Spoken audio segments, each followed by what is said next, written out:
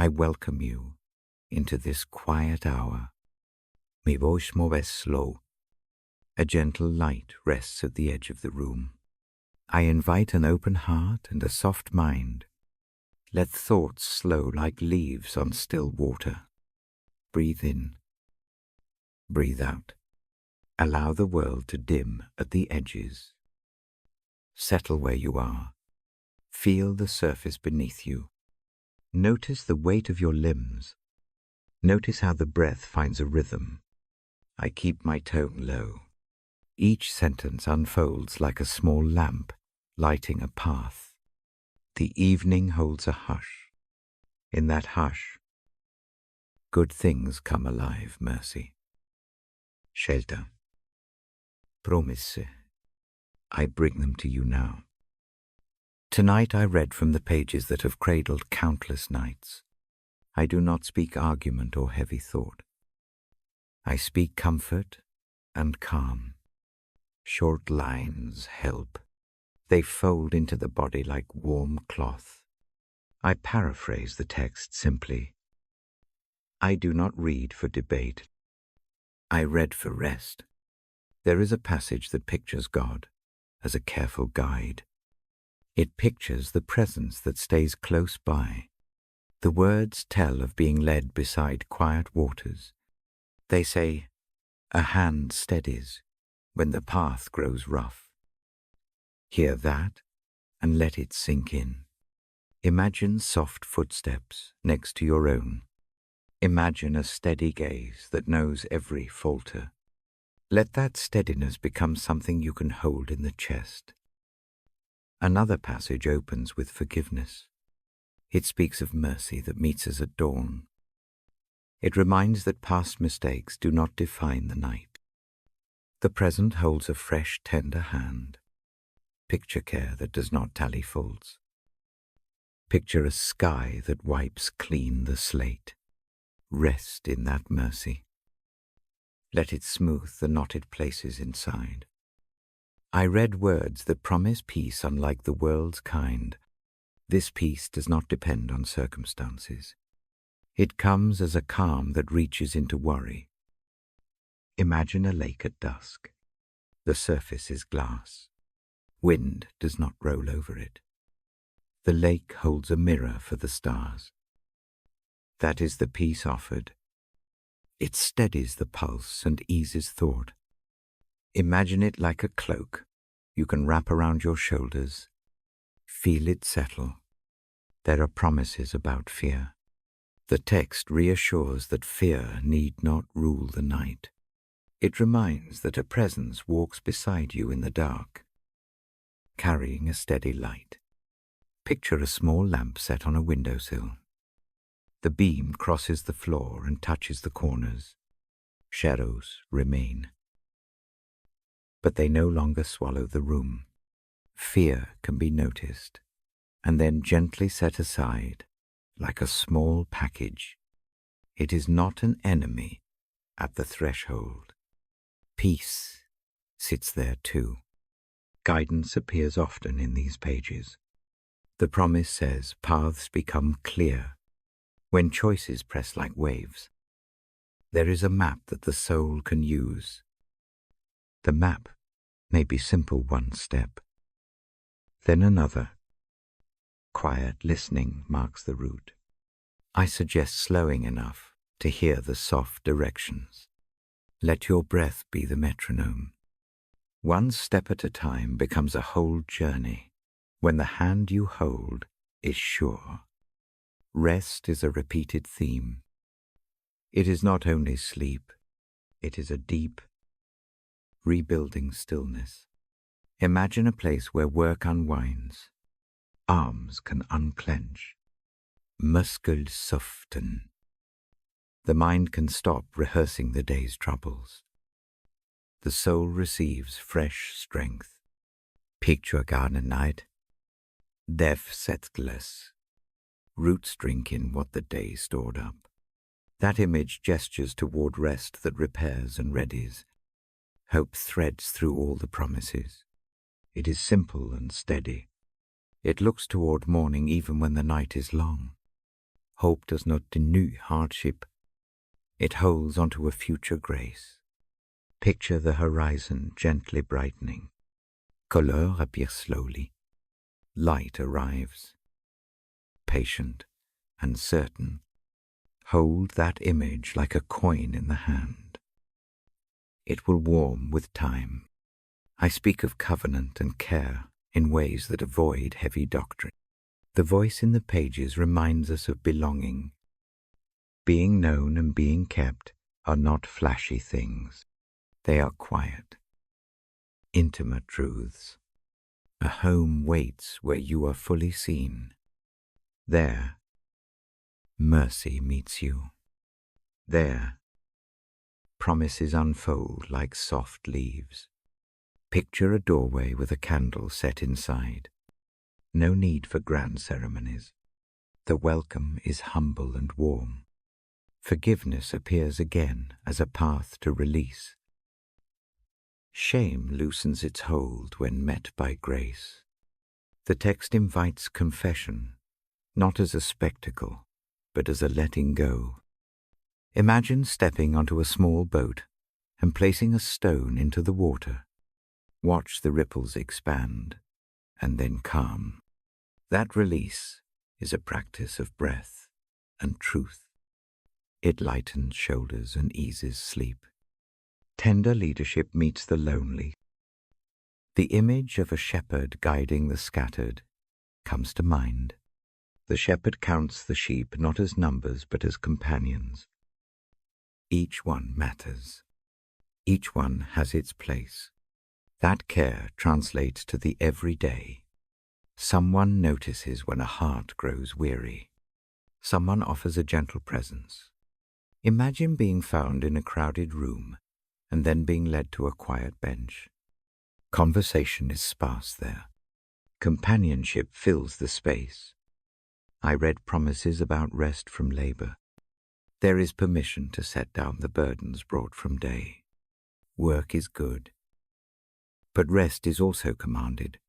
Sleep here is not laziness. Sleep is an allowed peace. Let the hands unclench. Let the mind permit silence. Picture a craftsman closing his tools at dusk. The work remains whole. The craftsman rests. Tomorrow returns with new energy. So it can be for you. There is a tender call to trust the future. The words caution not to pile, worry like a stack of stones. Trust is like light that dissolves small piles over time. Imagine a small hill of stones at the roadside. Rain comes. The stones settle, shift, and become part of the soil. Trust works in similar ways. It reshapes the anxious mound into fertile ground. Grace stands like a lamp in the center of the room. It does not demand much. It is a gift set down on the table of the night. Accept it as you would accept a blanket offered by a friend. Wrap it gently. Let it warm the places that the day left cold. Mercy will not be exhausted. It reaches further than fear suggests. Hope will not fail to find a way through the small doors of worry.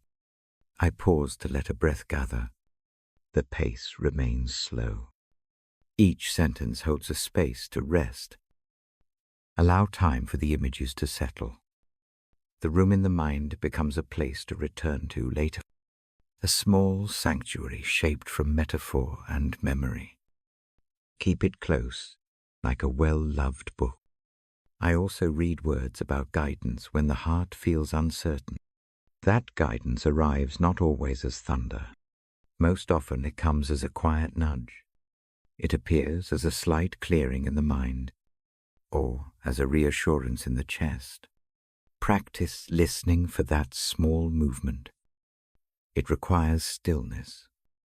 It requires trust.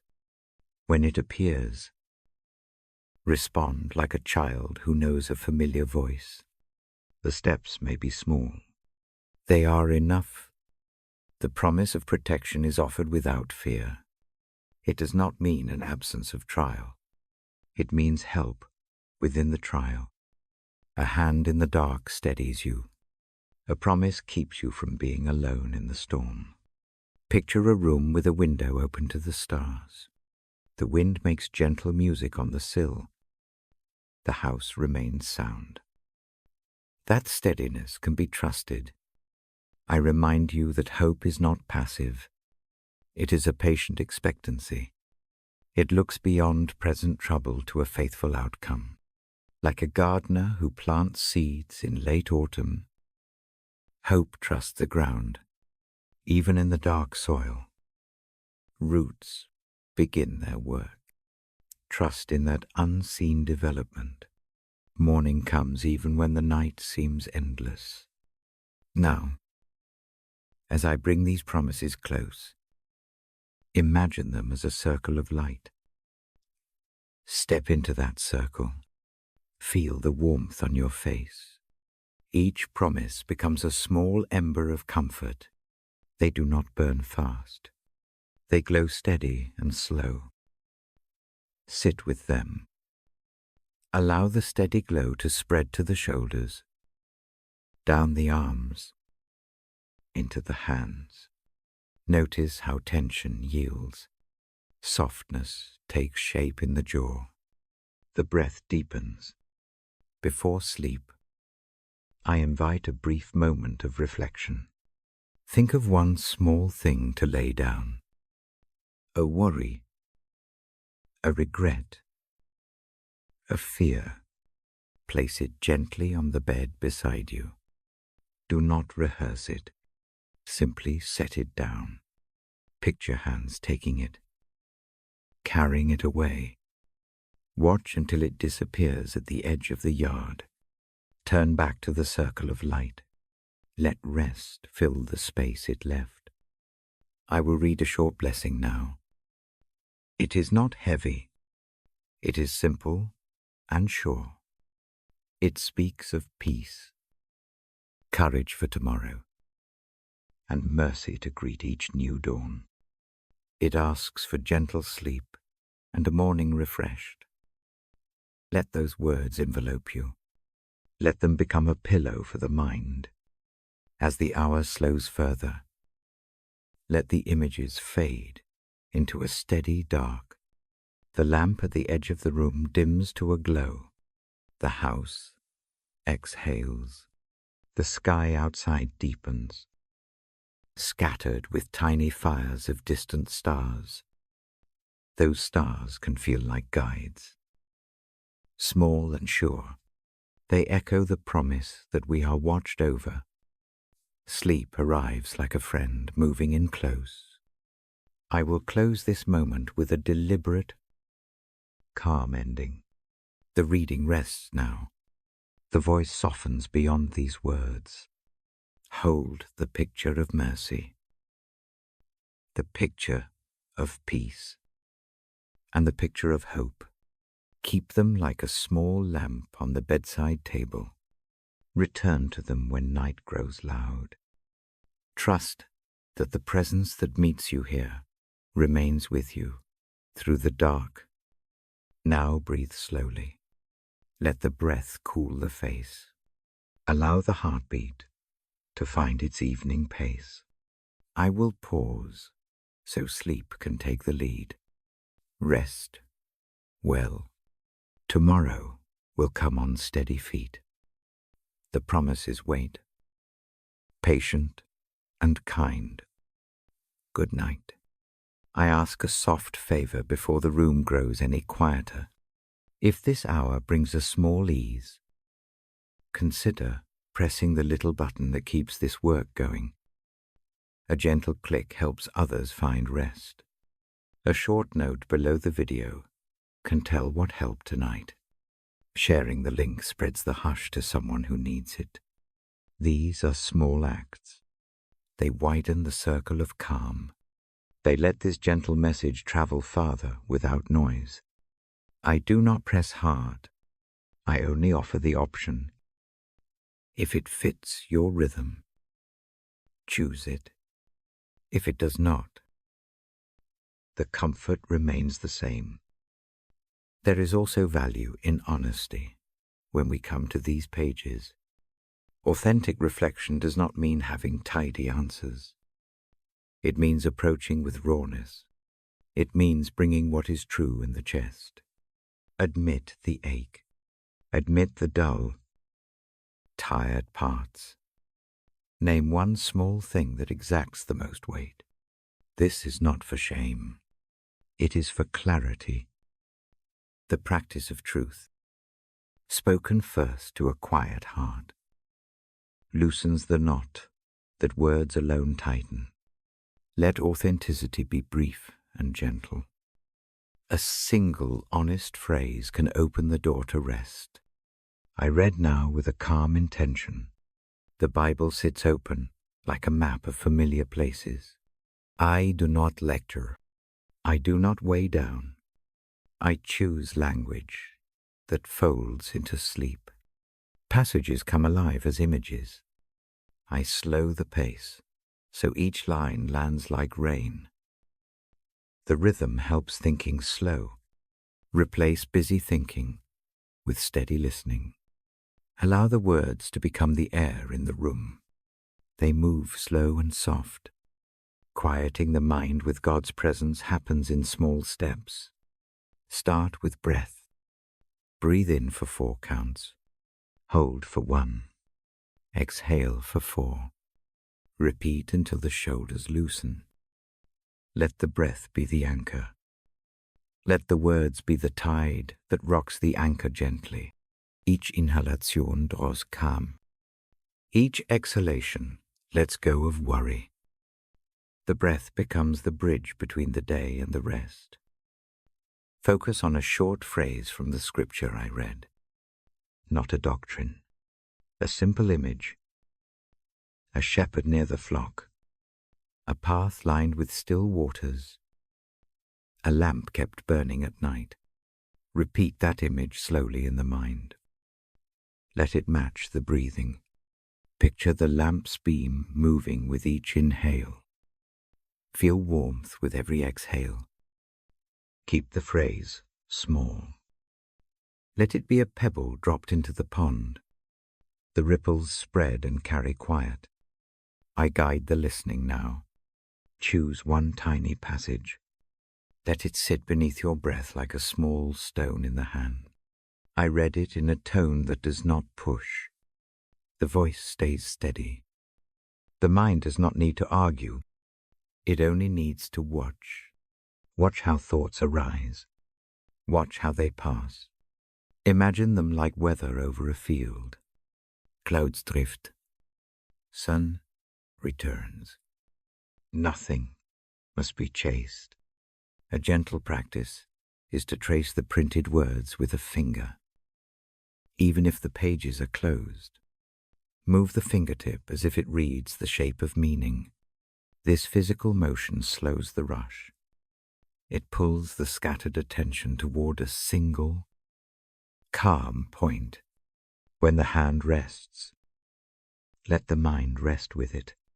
The body follows the small signal. I speak next of confession, but not as a burden. Think of confession as putting down a sack of stones, 1 stone per worry. Name 1. Place it beside the bed in the mind. Picture someone, an unseen hand lifting it. The stones are not weighed for punishment. They are removed so the shoulders can unclench. This quiet act opens space for breath and hope. Keep the confession brief. Do not catalogue everything. Choose one and hand it over. Listening for God's gentle direction also helps calm the mind. Direction often comes as a soft nudge. It arrives like a clearing after a thicket. It is not a shout. It is the small ease in the chest that says, move slightly left or pause. Practice noticing that small ease. Sit with it for a moment. Let it settle. If nothing seems to come, That is also okay. Presence does not always speak. Sometimes presence simply sits with you, steady and unhurried. I paraphrase a few verses that speak of trusting beyond immediate sight. They invite a trust that looks like steady care. Think of a lamp set on a table overnight. It does not fix every problem. It offers light enough to see the next step. Let that be the posture of faith this evening. One step, then another. Trust is not a sprint. It is a patient walk that trusts the hand beside it. Mercy appears as a recurring theme. Mercy does not demand a checklist. It meets where we are. Imagine a blanket folded on a chair. When the chill touches the skin, the blanket is ready. Mercy aligns with warmth. It does not delay. Picture it resting within reach. Reach out slowly and accept. There is no hurry and no spectacle, just gentle relief. I teach a slow method of absorbing the words. Read a short verse once. Close the book. Breathe. Repeat the verse in the mind twice more, each time a bit softer. Let the meaning shrink to its essential shape, then fold it away. Keep that folded meaning like a talisman. It will surface again in the night, when fear whispers. It will remind, with low voice, the truth of care. Do not attempt to explain all you feel. Explanations tend to wake the intellect. This hour is for rest.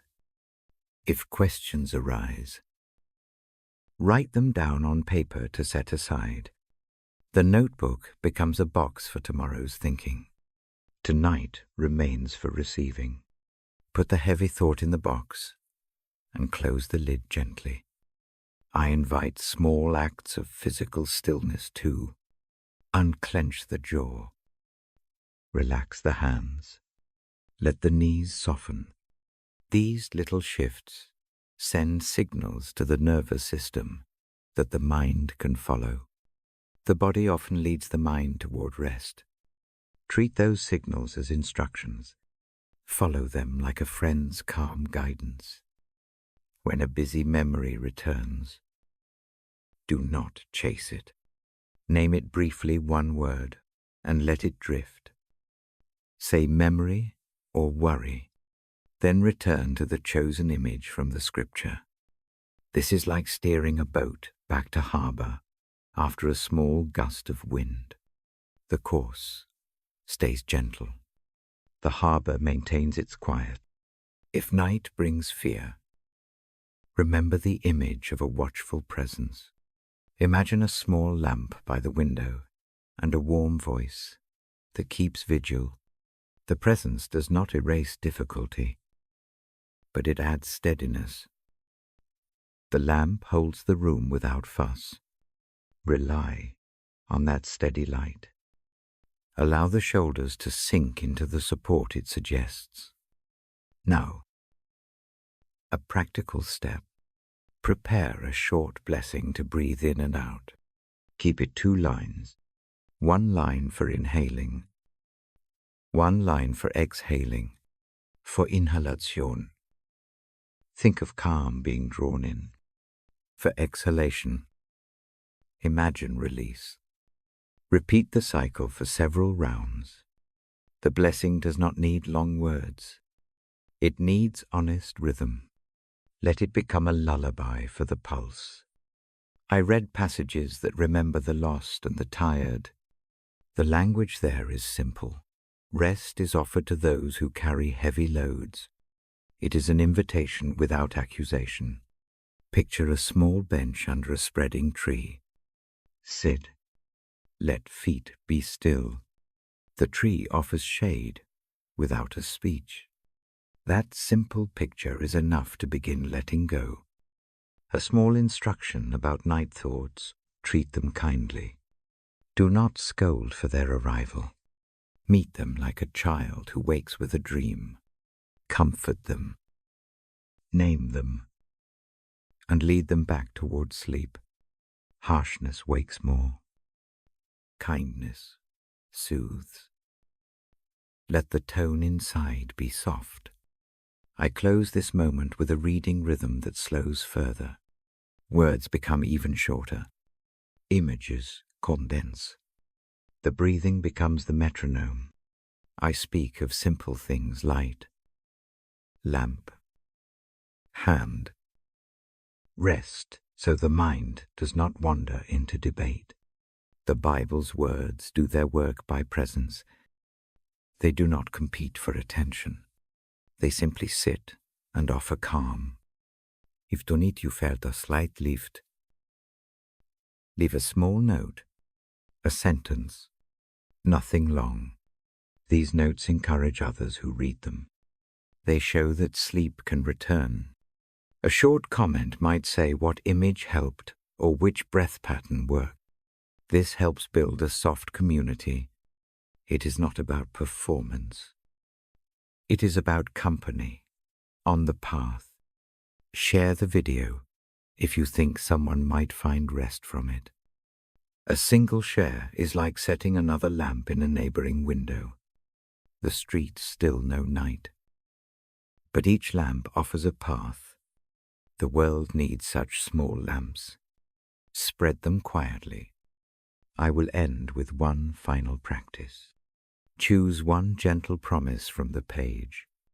Keep it in the center of the mind like a slow burning ember. Return to breath. Let the ember warm the chest. Allow the shoulders to drop.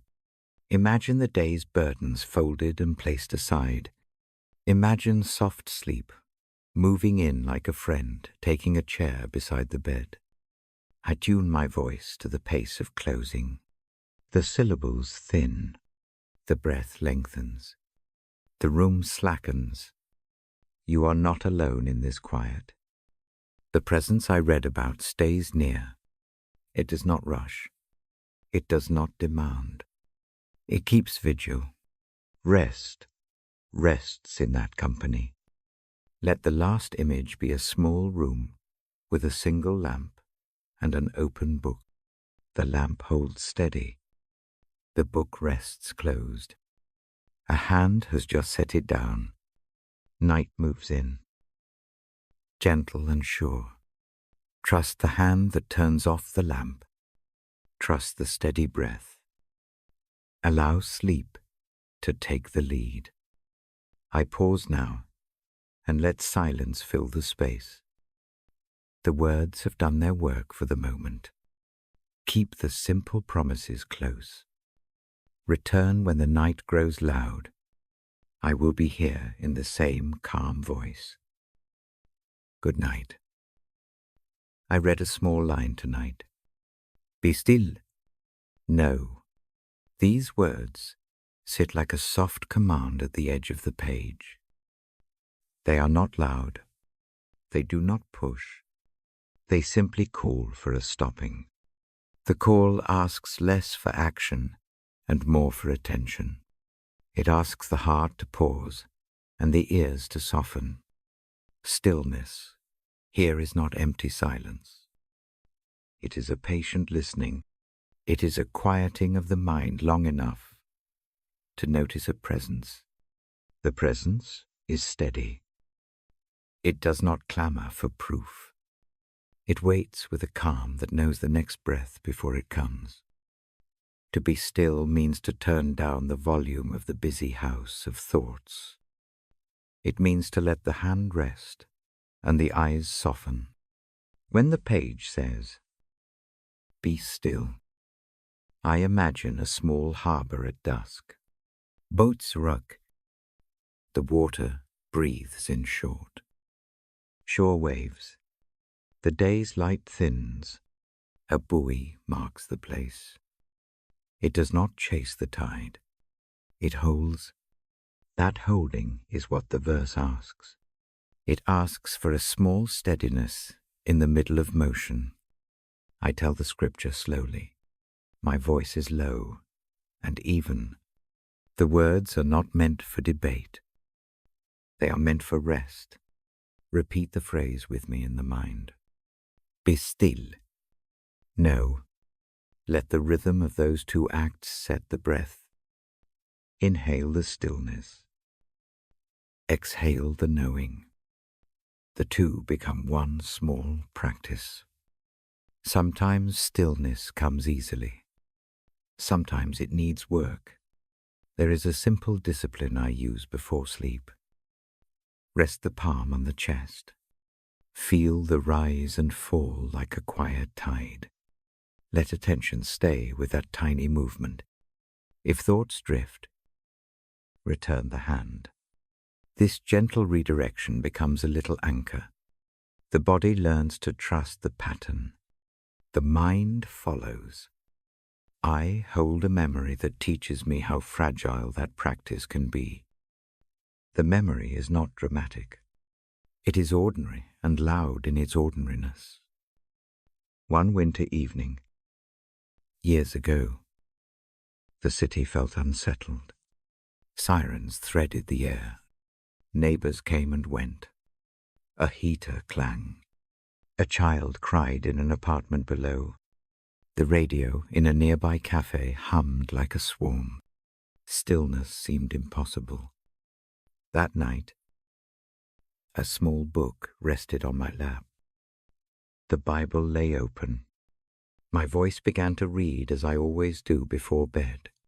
Words wobble at first when the room is loud, but the practice has force beyond my mood. I read the simple instruction to be still, and know something small shifted.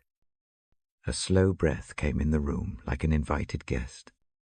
The sound of the city remained, but a space grew inside me where the noise did not reach. I remember the heat of my palm against the paper. The lines on the page felt like soft rails for the eyes. The voice I used grew softer, not because the words demanded it, but because the room asked for a gentler touch. A neighbor's footsteps passed. They did not disturb the inner quiet. A kettle clicked in another flat.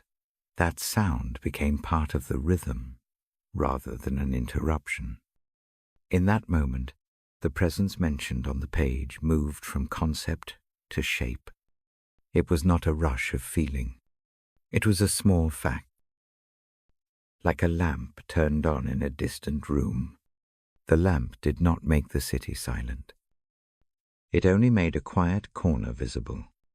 Standing in that corner, I could breathe differently. The chest loosened. The mind didn't need to solve the world's troubles to be at peace. It simply needed to notice company. After that night, a habit formed. When the world pitched loud, I set myself the small work of stillness. The practice does not erase reality. It changes the relation to it. The noises remain. The bills remain. The worries remain. Stillness opens a place beside them, where a steady care sits down and keeps watch. When I read scripture aloud, I keep the pace slow. The page functions as a map, not a list of rules. The words invite the body to follow a soft rhythm. Inhale for 3 beats. Hold 1. Exhale for 4. Repeat. The breath becomes an instrument of attention. It tunes the nervous system to a lower frequency.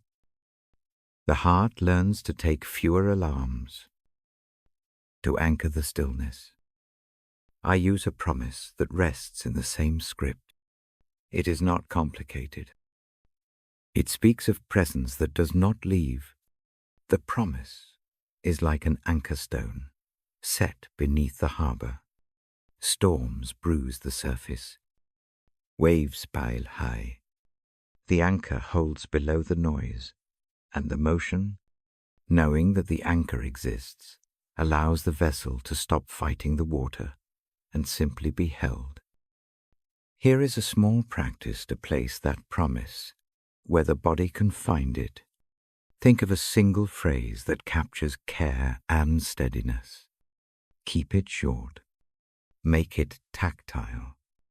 A phrase such as, here with you, or still and known. Vill du, add a touch. Place the fingertips lightly on the sternum as the phrase is breathed. Inhale the first word. Exhale the second. Let the hands keep the tempo. The phrase anchors the mind to the chest. The promise anchors the mind to a presence. The promise does not demand explanation. It stands on its own like a stone at the shore. At times when the chest grows tight, call the phrase quietly. No need for a long prayer. A single breath can carry it. The effect is practical. The breath slows. The skin cools. The mind grants the body permission to settle. One evening, long after the city night, I sat near a hospital window. Rain pattered on the glass in small, precise beats. The waiting room smelled of coffee and disinfectant. There was a steady low talk in the chairs. There were many concerns in the air. The rhythm of life felt brittle. Stillness seemed like an indulgence no one could spare. I opened the book and read the commands to be still. The room's mood softened a little. A woman across the room let her head rest against the chair. A man folded his hands and breathed slowly. Stillness is contagious in a gentle way. It does not force quiet. It offers a model. People copied it without speaking. I do not claim that the promise erased the pain of that night. The reason for being there remained. The promise did something else. It kept the heart from becoming its own worst judge. It let the soul hold a softer posture toward the trouble. The promise said, without fanfare, you are not without company. Sleep itself can be fragile after a night like that. To bring the promise into sleep, I tuck a single image into the mind. Imagine a steady lighthouse far off. Its beam does not chase every wave. It keeps a slow sweep. The sweep is enough to guide. The beam's rhythm becomes a nighttime lullaby. It repeats, gentle and inevitable. Place that image by the bedside in the imagination. If fears come, return to the beam. Do not argue with the fear. Name it briefly. Then watch the lighthouse turn. The rhythm steadies the heart. It is not a solution to the problem. It is a companion in the dark. When I read before bed, I often end with a promise phrased as a small, practical assurance. It might say, the presence stays with you through the change of night. It might say, mercy meets you where you are. It might say, rest will return. These lines fold easily into the breath. They are like tiny litters set down to hold a weary thing. Do not rush the end. Let the last words be sparse. A short pause follows each sentence. The pause helps the promise settle. Sound recedes. The silence, after a deliberate phrase, can hold as much healing as the words themselves. Before sleep tonight, place the palm over the chest. Breathe the phrase once more. Be still. No. Let the promise be the anchor. Let the harbor hold. Allow the steady care suggested by the words to remain near as the eyes close. I remain here as the reader. The Bible rests in my hand like a small lamp of sentences. The voice that reads is steady and slow. There is no demand, only a simple offering of presence. You are invited to it. Now, breathe in slowly. Hold for a small beat. Release the breath. Let the promise sink a little deeper. Feel the palm's warmth in the center of the chest. Let the heartbeat find an easier rhythm. Night keeps its work. It will knit and hush. When sleep comes, let it arrive softly. The harbor does not require fighting. It asks only that the vessel rest on its anchor. Trust that the presence remains when the eyes close. Trust that the promise keeps vigil. I will remain quiet for a long moment. Let the slow sound of the breath fill the space left by words. Keep the small phrase in the mind like a talisman. Return to it if the night stirs. Rest now. The promise holds. Good night. I turn the page tonight to a quiet place. The words I read come from a thread in the Bible that speaks softly about forgiveness. I speak them slow. The voice is low. The room leans toward the sound. The passage I hold reminds the confession is simple. It says that when faults are named, they meet mercy. That mercy does not keep a ledger. It sweeps the slate clean. I do not weigh the idea down. I name it plainly. Forgiveness is offered. It is gentle. It is near. Imagine a small room at dawn. Light slips under the curtain. A kettle sings low. On the table, a sheet of paper bears a smudge. The smudge looks like a mistake that will not leave. A hand takes a soft cloth. It wets it. With patient pressure, the smear fades. The cloth does not scold. It only cleans. Forgiveness moves like that cloth. It does not demand explanations. It touches and removes what mars the page. I guide the reading so the image can settle. Keep the body still. Let the breath find a wider arc. Inhale slowly. Hold for one quiet beat. Exhale gently. With each exhale, imagine a thin, dark thread loosening from the chest.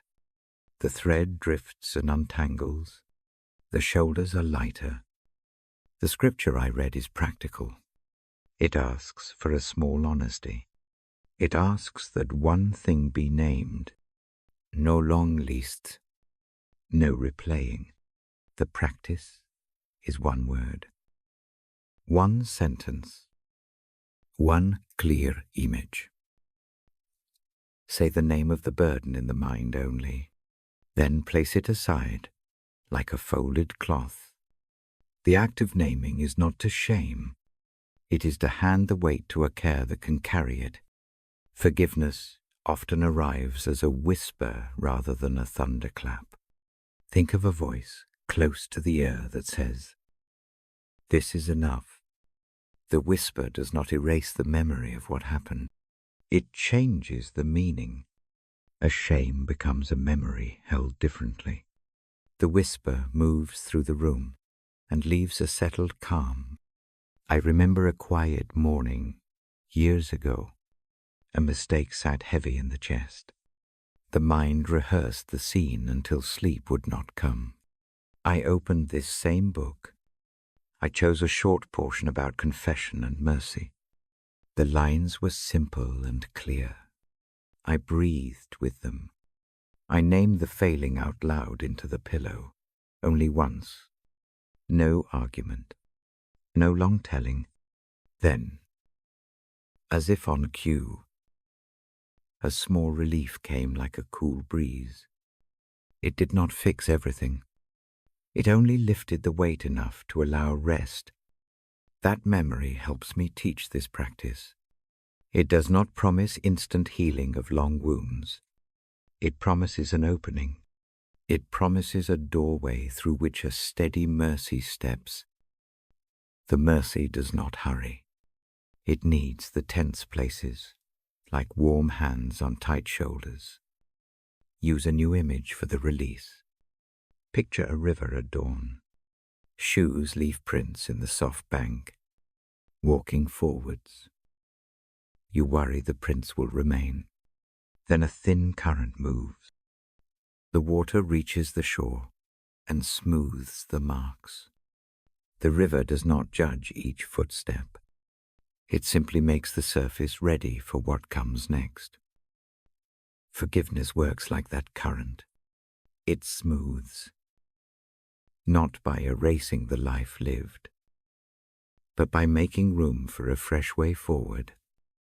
When I read the text aloud, I slow the vowels. I let the consonants rest. The rhythm matters. Words that are spoken softly reach different parts of the body. The back stops bracing. The jaw loosens. A small trust settles into the sternum. A brief exercise now. Choose one regret or one harsh word that keeps returning. Keep it small. Place it on the palm of the hand in the mind. Look at it as if it were a pressed leaf. Notice its edges. Notice the color. Then imagine planting that leaf on a bank where the water runs slow. See the current. Take it. Watch until it is out of sight. Breathe in. Breathe out. The breath is the map. The motion is the mercy.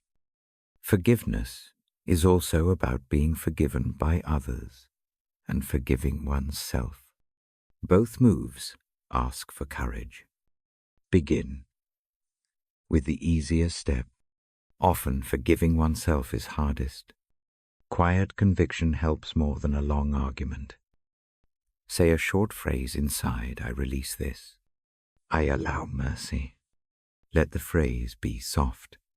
Repeat it with the rhythm of the breath. Let it be a calm drumbeat that the heart can follow. There is no shame in needing help to forgive. Sometimes a friend or a small symbol helps. A folded cloth. A candle left unlit. A cup of tea sitting on the table. These small things can hold the intention. Place the symbolic object nearby. Look at it when the mind returns to the old story. The object becomes a signpost that says, choose the new path. The signpost is not magic. It is a gentle reminder. The passages I read remind that forgiveness opens a different kind of life. It does not mean forgetting details. It means refusing to let those details dictate the rest of the story. Imagine a house with a cracked tile. The crack remains. Yet the room can be rearranged, so light reaches the floor. The tile no longer controls the rhythm of the day. Forgiveness allows the rearrangement. Listen to the language I use. I avoid long theology. I avoid arguments. I stay with images and small practices. This is a bedtime reading. Its goal is rest. The aim is not to solve everything, but to make space for sleep that heals. There will be nights when confessing feels risky. The mind warns that naming a fault will reopen pain. Trust the gentle practice anyway. Name one small thing. Do it in a sentence. You can hold. Then close the eyes and breathe. Let mercy do the slow work. Sometimes people fear that forgiving oneself means denying responsibility. It does not. Responsibility and forgiveness can stand together. Take responsibility. Then place the burden where it can be handled. A person carries a heavy sack across a field. At the edge, help meets the person, and the sack is accepted. The responsibility to learn remains. The endless carrying does not. When forgiving others, begin small. Imagine a window that needs cleaning. The dirt looks worse from across the yard. When you approach it with a soft cloth, the glass becomes clearer. The action of wiping is itself a form of mercy. It changes the view. If a word needs to be spoken to mend a thing, let it be a line of truth, brief and honest. If words cannot be spoken, a small act of kindness can open the way. The scripture I read also reminds that forgiveness is grounded in the character of God as a steady caregiver. Picture a hand that tends a garden. It does not count wrongs like a ledger. It tends to the soil. It waters, prunes, and waits. The gardener knows seasons and times. This care is not a one-time sweep. It is a continual tending. Let that picture steady the mind tonight. Now a short breathing pattern to carry this image. Inhale for 4 counts. Imagine gathering a handful of dry leaves. Hold for 2 counts. Exhale slowly for 6 counts. Picture blowing them away. Repeat twice more with each exhale. Picture a small clearing forming where the leaves once were. The clearing is light. The clearing is room for new growth. As I read the words about confession, I encourage a gentle honesty. Do not rehearse past scenes. Do not argue with yourself. Simply name and pass on. The action of offering is itself an act of trust. Trust that the mercy will carry what is given. In the quiet that follows, let the body register the change. Notice the shoulders. Check the face. Allow the brow to release. Let the mouth soften. Small physical shifts confirm the inner movement. Attend to them without hurry. A memory returns now, not for display, for thinness. Once, during a season of tiredness, a friend left a note without fanfare. It read like a short shore of calm. The note did not solve the problem. It only said, "I understand." The simple witness of being seen helped more than any solution. Forgiveness works often like that note. It is an act of seeing and accepting. If worries return in the night, meet them with the same practice. Name the worry. Place it on the mental palm. Hand it to the current or the gardener or the cloth. Do not chase it into debates. Return to breath. Return to a short phrase that reminds of mercy. Keep phrases spare, you are held. Mercy comes. Rest. I slow my reading now. Words shrink to their most basic shapes. The images remain cloth. River. Gardener. Hand. Each image is small enough to hold. Each serves as a path back to calm. Before closing, I offer a brief blessing of rest. It is not a sermon. It is a quiet sending. May forgiveness meet you where you are. May it ease the neck and loosen the jaw. May sleep come without pushing. Let the mercy be a soft companion through the night. Place the palm at the heart. Feel the warmth. Breathe in. As the air fills, imagine mercy entering the chest like a cool, clean breath. Breathe out. Imagine the old trace leaving with the air. Repeat once more. Let the last exhale be especially slow and long. Night is a good place for mercy to work. It moves in the dark and tends the small wounds. Trust the steady care that the text describes. Trust that speaking one small truth tonight can change the shape of sleep. I set the page down now. The lamp ahead rests on its low glow. The room breathes with the closing sentences. The whisper of forgiveness stays near. Its sound does not clamor. It keeps us steady. Close hush. Rest with that hush. Let the evening do its slow work. Let the mercy that was named fold around the chest like a soft blanket. Good night. The whisper remains. I turn the page now to a quiet word about grace.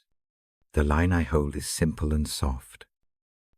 It says, grace is a gift. It says the gift does not come because of doing more. It comes because someone gives. I speak it slowly. The night listens. Grace, as a gift, feels like a hand set on a shoulder. It is calm and steady. It does not ask for a list of achievements. It does not tally a score. It comes as a thing given.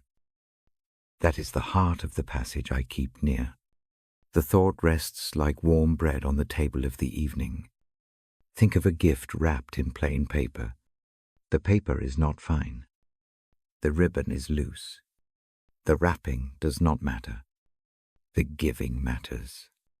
When a gift arrives, the mind can stop earning it. The body can unclench. That letting go is part of rest. The presence that offers grace asks nothing from the hands but acceptance. Grace is endless. That is the gentle promise I read. It does not run dry like a small stream. It is more like a well that does not go empty. The well does not demand many qualifications. The well is simply there. When thirst comes, water is available. The idea comforts the tired mind. It calms the worried pulse. This gift meets failure. It meets small habitual faults. It meets the big stumbles that wake the heart at night. The gift arrives, even when shame lingers. It does not demand first that the shame be perfect. It reaches into the brokenness and offers care. The offering itself heals. Healing begins not as a repair, but as a change in how the heart is held. There is a practical softness to seeking forgiveness that I want to name now. Seeking forgiveness is not a long speech. It is a small arrow of honesty. It is saying a short truth and then handing it over.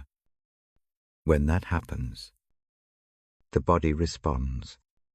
Muscles unclench. The breath lengthens. The chest becomes less tight. Seeking forgiveness brings a kind of simple healing that shows up in the body first. Imagine a splinter under the skin. You do not help the splinter by pacing. You help it by steady, careful removal. The act of removal frees tenderness to heal. Asking forgiveness works in the same way. The naming is the gentle removal. It lets the healing begin. The heart can then knit like other tender parts of the body. I keep my voice low as I tell a small story of this. It is not a lesson. It is a memory I place beside the page. Some years ago I carry shame from a careless word. The word lands on someone close. Days pass. The chest tightens. The nights shrink. I sit at a kitchen counter. Light slips through blinds in long bars. A cup warms my hands. The habit is to make a long case in the mind. I invent reasons and rehearsals that only deepen the ache. Instead, I choose one small step. I walk across the room. I do not craft an argument. I do not repair every detail. I say the one truthful line that needs saying. The line is short and clear. The other receives it without parade. There is an odd pause where the air waits. Then a simple reply follows. It is not dramatic. It is a nod, a soft acceptance. My shoulders drop. The ache that sat like a stone begins to move. Afterward, sleep comes in a different way. It is not perfect. It is not as if the world is reborn, but the weight lifts enough to make room for rest. My hands unclench. May have substance. The small healing is real. I keep that memory near the text because it shows how grace often works. The gift meets confession. It does not demand a long penance. It offers freedom to rest. Grace is not a reward for a long record of good acts. It does not arrive because the list grows impressive. It arrives because a generous mind chooses to give. This is a gentle, settling thought. It is an assurance that when the heart is heavy, the way forward can be a single, small step. That step is often a word of honesty and an acceptance of a gift. When I read this to you, I try to shape each sentence so the breath can carry it. The practice is brief. Choose a short phrase that names the gift. Hold it on the inhale. Let it fill the chest. Release on the exhale a line that says, I receive. Do this 3 times. The rhythm anchors the body to the idea. The mind learns not to fret over obtaining worth. The body learns to receive. There is a different kind of healing that happens when forgiveness is both sought and accepted. The 2 acts together move more than the sum of their parts. Seeking opens a door. Acceptance keeps that door from slamming. When both happen, the person feels seen and kept. The sleeping that follows is deeper. The bones do not ache from carrying the past. Grace also touches identity. It does not merely tidy a list of wrongs. It changes the way a person stands. When a gift is accepted, a new posture forms. A person can say, I am known and still kept. That phrase is small. It matters more than any tidy moral record. Being kept sits in the sternum like a steady warmth. It steadies the whole night. I remember another small scene. A season of doubt presses like fog. My own attempts to be better feel thin. I kneel by the chair and read a short passage. The passage says, grace is not purchased. It is given. Those words sink in like a cool draught. The doubt does not vanish. It subsides enough that the breath can deepen. The change is not loud. It is domestic and calm. The moment holds me. The healing is slow and sure. Grace is also practical in daily living. It is not a thing to hoard. It is meant to move through hands. When mercy touches one person, it flows more easily to another. The heart that has received a gift can then offer kindness without counting costs. This makes room for gentleness in relationships. It quiets the mind that tends to hold grudges. The habit of receiving loosens the clamps that keep the chest hard. Now a gentle practice to carry into the night. Sit or lie. Place a hand on the side of the rib cage. Think of one small failing or one restlessness that wakes the chest. Name it in a single line. Do not explain. Do not argue. Offer it quietly as one might place a letter on a table. Then breathe in the shape of the gift. Say to yourself on the inhale, gift. On the exhale, say, I receive. Repeat 3 times. Let the breath make the phrase true in the body. If sorrow or fear returns in the dark, use the same step. Name the worry. 1 word will do. Offer it as though setting a small parcel on a friend's porch. Then rest your hand and breathe the gift into the chest. The motion of offering is itself an act of trust. Trust is a soft medicine. It heals by changing the environment in which the wound sits. I avoid heavy explanations when I read these words. Heavy ideas wake the thinking brain.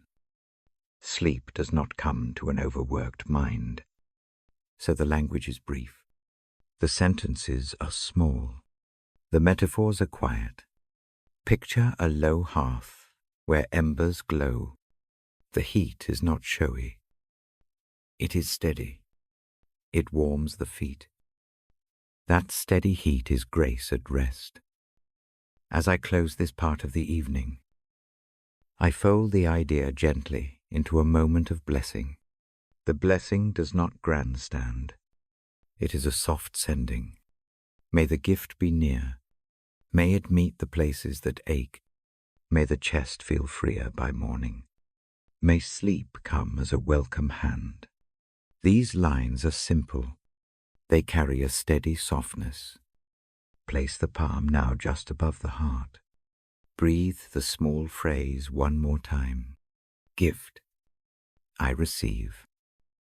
Allow the breath to slow. Allow the shoulders to fall. Notice the small changes in the body. Keep them like a little light in the ribs. I set the page down lightly. The night moves. Patient and sure. Grace remains an endless gift. It sits like a well that refills. It meets the weary. It keeps company with those who seek and those who are offered mercy. Rest in that company. Let sleep find a place in the presence of that gift. Good night. The gift stays near. I take the page now to a calm promise. It sits like a small lamp on the bedside table. The line I hold comes from a place that speaks of perfect peace. It names a peace that does not depend on tidy circumstances. The promise says peace rests on a steady mind. It says the mind that stays fixed on the faithful presence will find rest. These are soft words. They ask for a slow turn of attention. I read them slowly. The sound is low. Let the letters land like quiet footsteps. Imagine the words as an anchor. They do not drag the ship. They stop it from drifting into storm-tossed places. The idea is simple. It is also deep. Perfect peace sits beneath the noise like calm water under waves. Perfect peace is not the same as the absence of trouble. It is a steadiness that holds when trouble comes. Think of a lake. The wind can brush the surface. Small ripples appear. Below, the water keeps its cool. The lake does not panic. It keeps its shape. That is the kind of peace the verse names. It steadies the heart so that fear does not drive each movement. The promise includes an assurance. It is a quiet guarantee that the mind can be kept. The keeping does not look like force. It looks like direction. It looks like a hand placed near the temple to steady the whole head. The promise does not demand frantic effort. It invites a gentle posture. It asks the mind to rest its gaze and remain near a faithful face. How does one set the mind on that presence? The practice is small. It begins with the breath. Breathe in slowly, 3 counts. Let the chest loosen. Hold for 1 slow beat. Exhale for 4 counts. Let the breath be the metronome. With each inhale, invite the steady presence. With each exhale, let go of the tightness that held on during the day. I add a tiny image to keep the mind focused. Picture a lantern held at the center of a dark room. The lantern does not chase every shadow. It provides enough light to know a next step. Keep that image near the breath. Inhale and see the lantern glow. Exhale and let the shadows fall behind as shapes you will meet in the morning. The lantern is reliable. Its light is steady. The mind that keeps to that light rests more easily. There is comfort in the word assurance. It means an inward knowing. It means something that does not depend on full sight.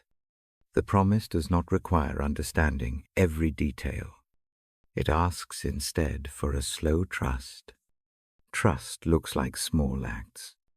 It looks like choosing a steady image when the mind wants to spin. It looks like repeating a short phrase that brings the chest into order. I bring a personal memory now. It is not dramatic. It is ordinary and close. One autumn evening long ago, a letter came that changed plans. The work I expected to hold for the year shifted. The immediate future felt like sand. The mind began assembling worst cases, like a small army. Sleep withdrew. The chest grew tight. I do not tell the full story. I only tell the part that taught me how the promise works. That night, I opened the book. The verse about perfect peace lay where I had left it. I read the short phrase slowly. I did not have to solve the problem. I only had to place the mind. I put a hand on the chest. The skin felt warm. The act was small. It was a signal to the body. The hand said, "Slow down." The breath responded. The pulse eased a degree. The mind still circled the worries, but the circle moved slower. The presence the verse promised felt less like an idea and more like a shape beside the bed. A friend called during that hour. The voice on the line was steady and simple. No long counsel. No rush to fix things. Just a listening ear. A neighbor later left a small bag of soup at the door. The gestures were small. They were ordinary. They were unexpected mercy. That mercy felt like a form of grace set beside the promise. The offer of help did not erase the problem. It changed the room in which it sat. Grace and peace leaned together in that evening. The promise of perfect peace steadied the mind. The small acts of kindness showed how the promise moves into the world. Grace met the worry and made it bearable. It did not demand a list of achievements. It simply arrived. The experience taught me that the promise is practical as well as poetic. It keeps the mind steady enough to receive help when it comes. Perfect peace arrives often as an interior quiet. It comes as a halt to the urgent voice that wants immediate answers. That voice can be loud. It argues and plots and refuses rest. The promise turns the volume down.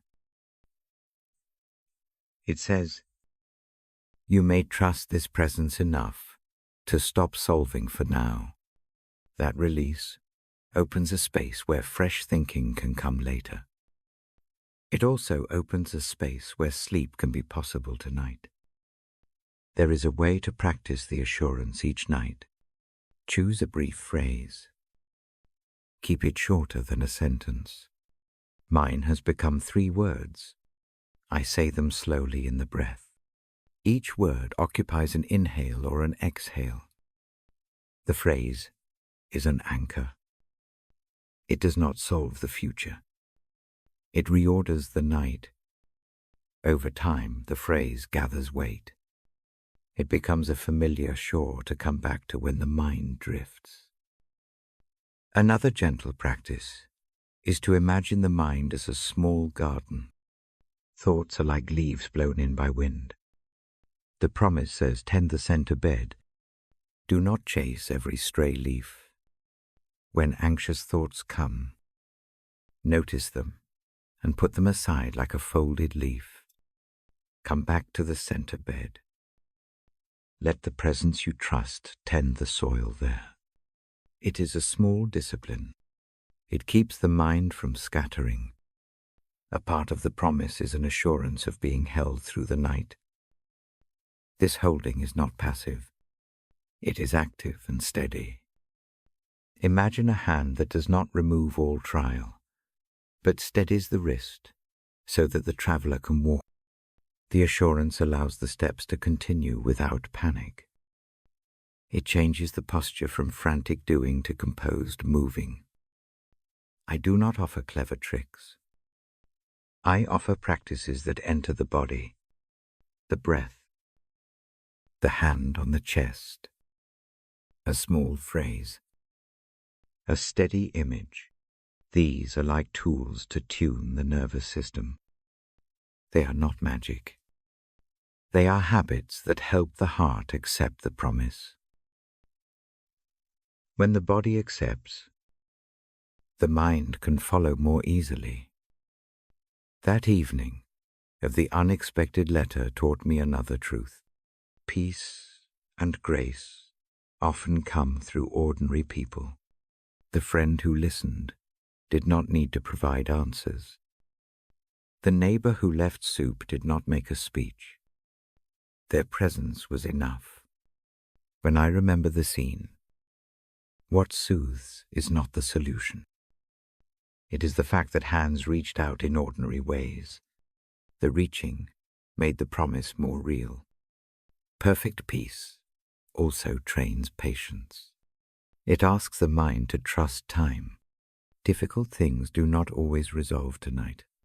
The promise invites a long view. It says, rest now. Tend the next step later. This patience is practical. It lets the nerves find lower gears. It stops the mind from burning through its energy on problems that cannot be solved before morning. I urge a small exercise you can use tonight.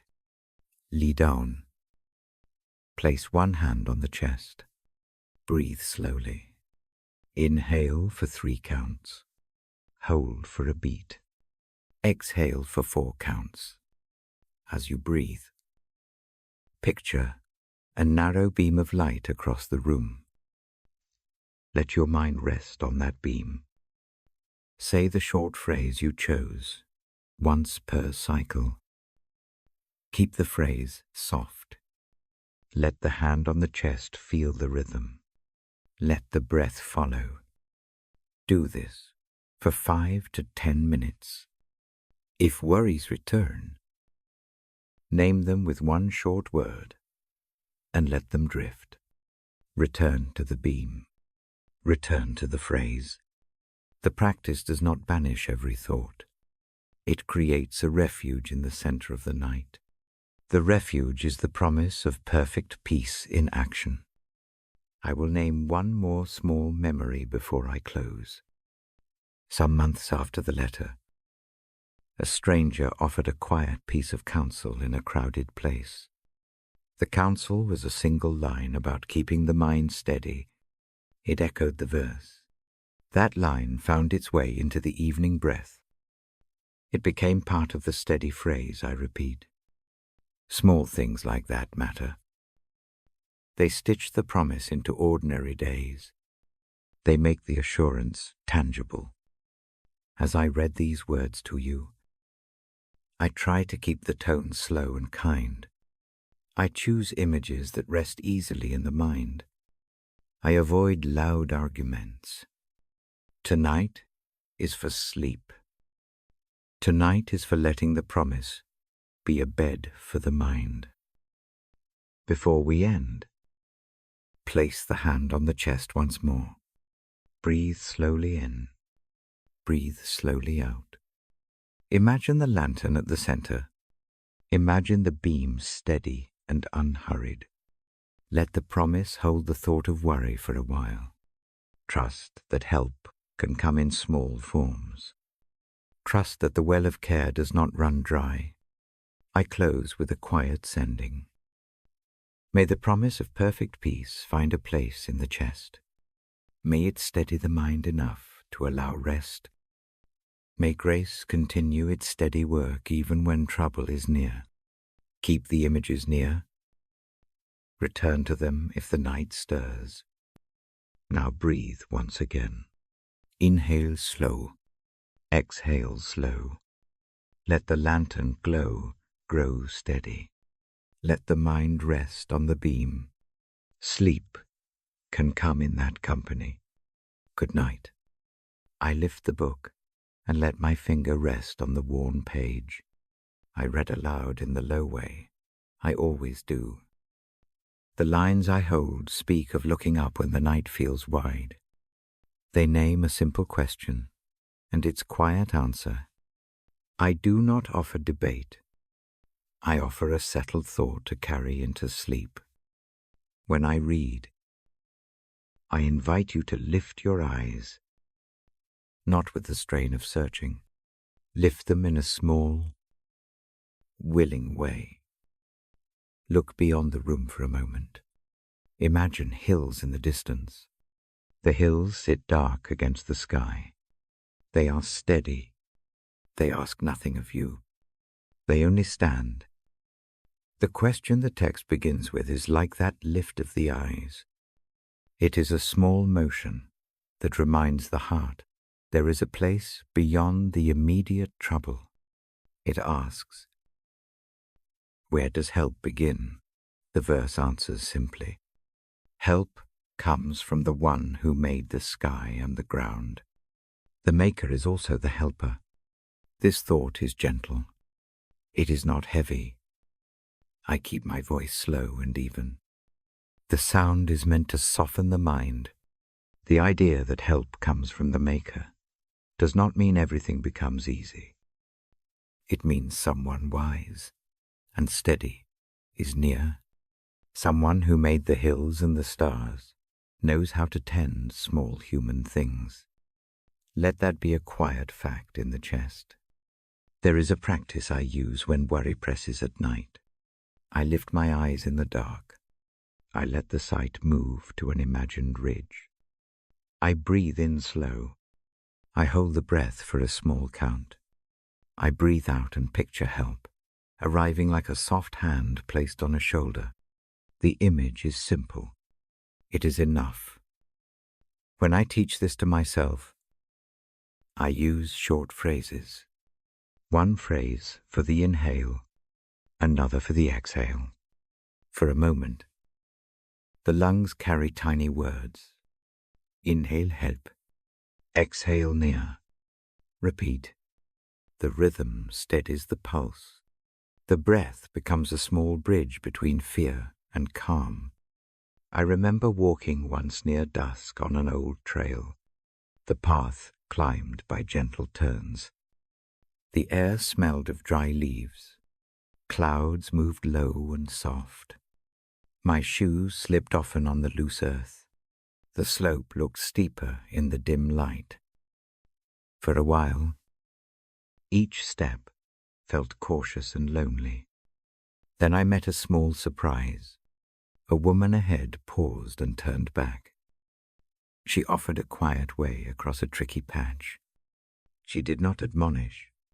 She simply held the thin route she had found and let my hand take it.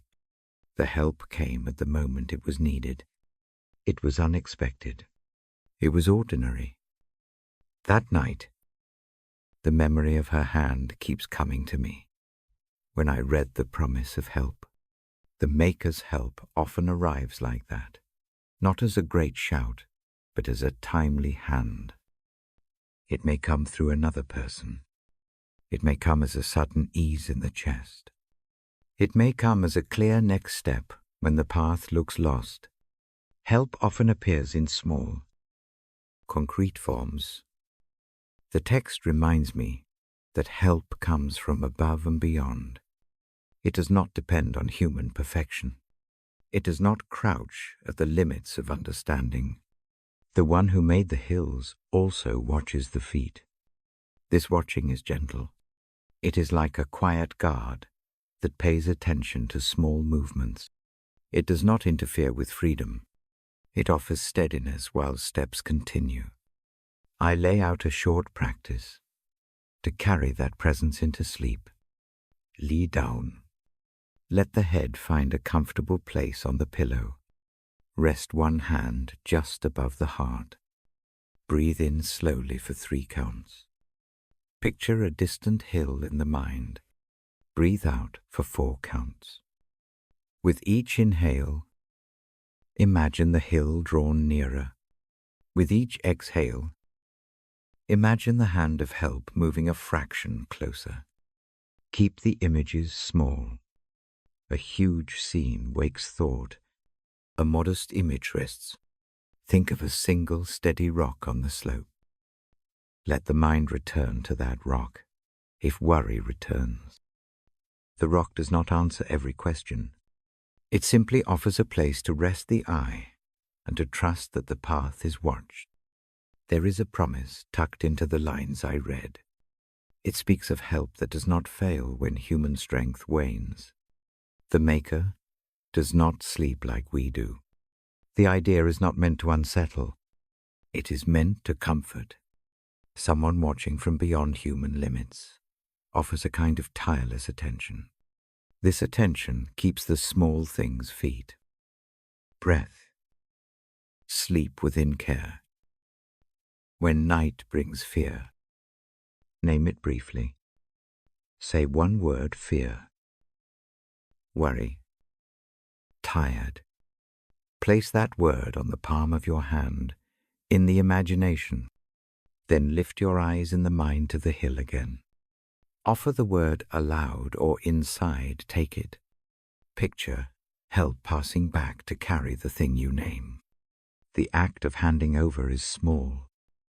It changes the chest. I read these words not as an explanation, but as an invitation. The Maker's eyes are not harsh. The Maker's help does not scold. It stands near in a way that keeps the world from tipping the heart into panic. Imagine a steady weight on a balance placed just so. The weight does not force the scale to one side. It helps keep it even. Help can be tender in small acts.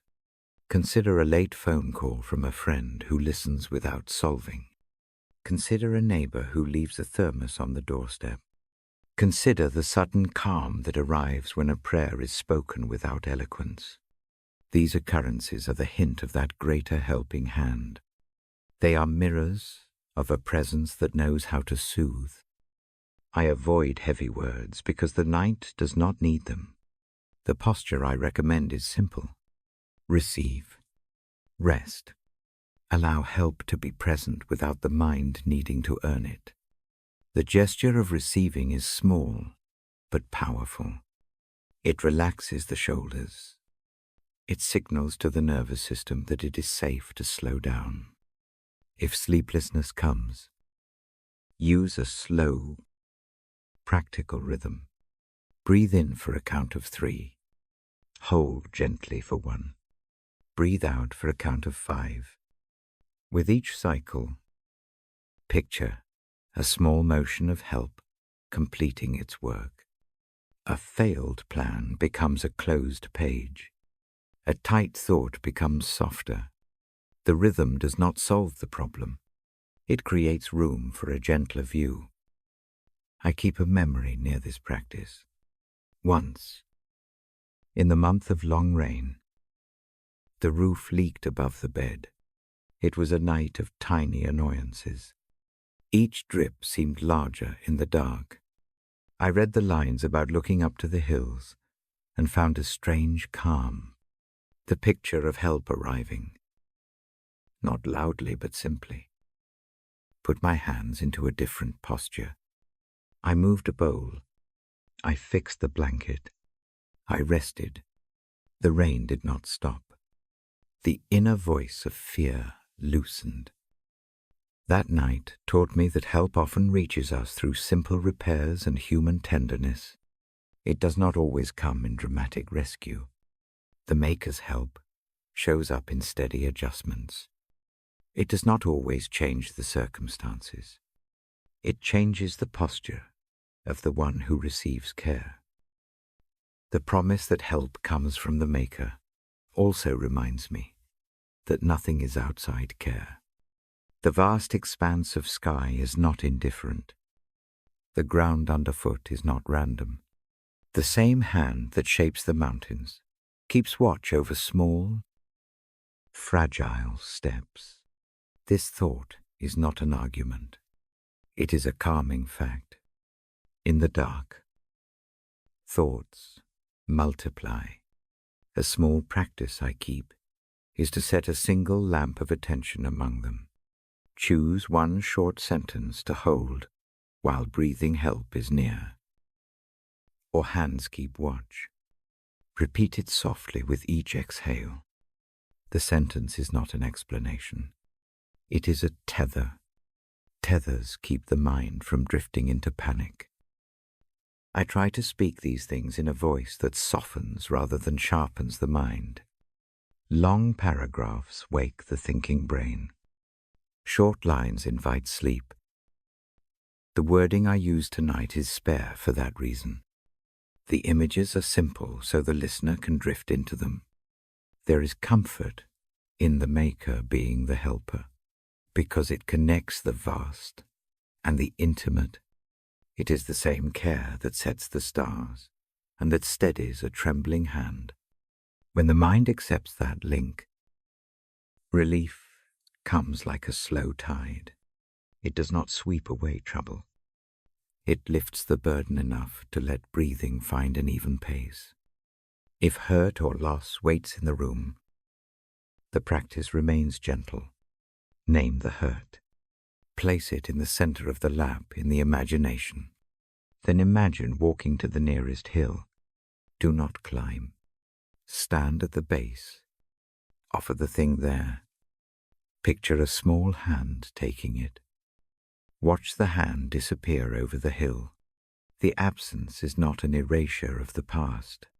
It is an offering of the present moment to a care that is capable of holding it. I will close this part with a small sending. Place the hand over the heart. Breathe slowly. Lift the eyes in the mind to a ridge of dark hills. Picture the Maker of sky and earth, watching with a steady, quiet attention. Let that knowledge ease the shoulders. Let it make a place for sleep. Tonight, trust that help comes. Trust that it comes from the source of all making. Not because of anything earned, simply because help is part of the design. Rest in that fact. Allow the breath to deepen. Allow the eyes to close. I set the book down now. The room grows softer. The imagined hills remain. Steady and calm. Let them be a companion as sleep arrives. Good night. I bring this passage gently into the night. I read it to you as part of our small ritual. Tonight, it is a line that says something like, plans for good. Plans for a future and hope. The words are simple. They sit like a small map across the page. Listen with a slow breath. Let the phrase settle. Plans for good. A future. Hope. Say them softly in your mind. Let each word match a breath. Short and steady. Inhale on the first phrase. Exhale on the second. Keep the rhythm calm. The promise does not erase trouble. It does not pretend the road has no stones. It offers a posture. It promises a direction, so the night need not be empty of pain. The night's purpose becomes different.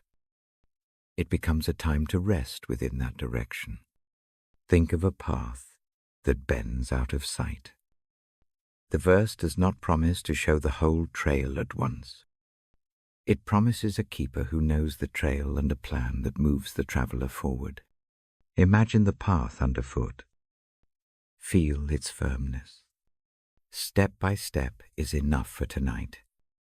I will tell a small, true memory now. It is not dramatic. It is spare and ordinary. A time when plans failed and then shifted into something kinder. Years ago, work changed overnight. The job I thought steady closed. Papers arrived. Numbers looked sharp and final. The chest tightened. The mind sketched out worst-case scenes. Sleep left the bed. I read the passage that night.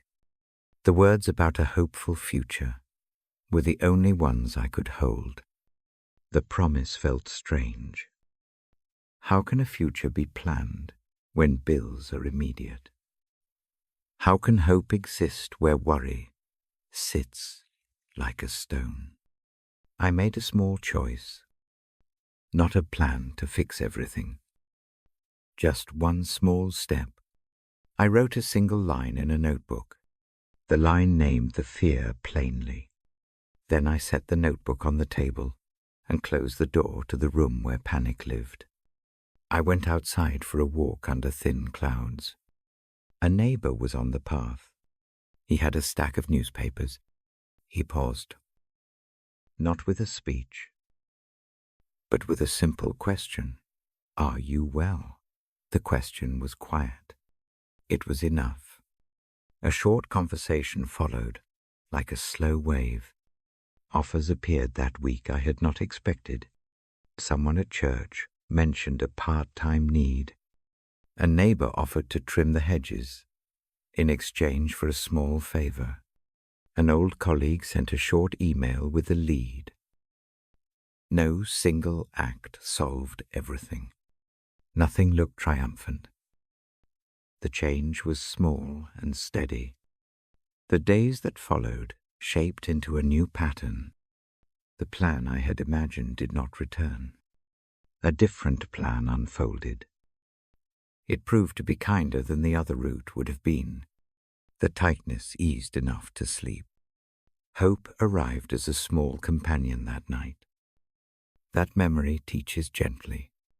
Plans that offer hope do not always match the imagination. They move quietly. They come through hands and words that do not shout. Mercy slips in through small openings. The promise in the verse is patient in that way. When the mind wants a quick fix, the heart can feel frustrated. The verse invites a different trust. It asks for a slow acceptance that a path is being shaped, even if the eyes cannot see it fully. That acceptance is a kind of rest. Now, a small practice for carrying the promise into sleep. Choose one short phrase from the verse. Keep it no longer than 3 words. For me tonight it is plans for good. For you it might be simply hope comes. Place the phrase on the inhale. Let it fill the chest. On the exhale, release a short response. I rest. I trust. Keep the pattern slow. Repeat it until the words feel like part of the breathing. Another gentle image helps too. Picture a small seed in the palm.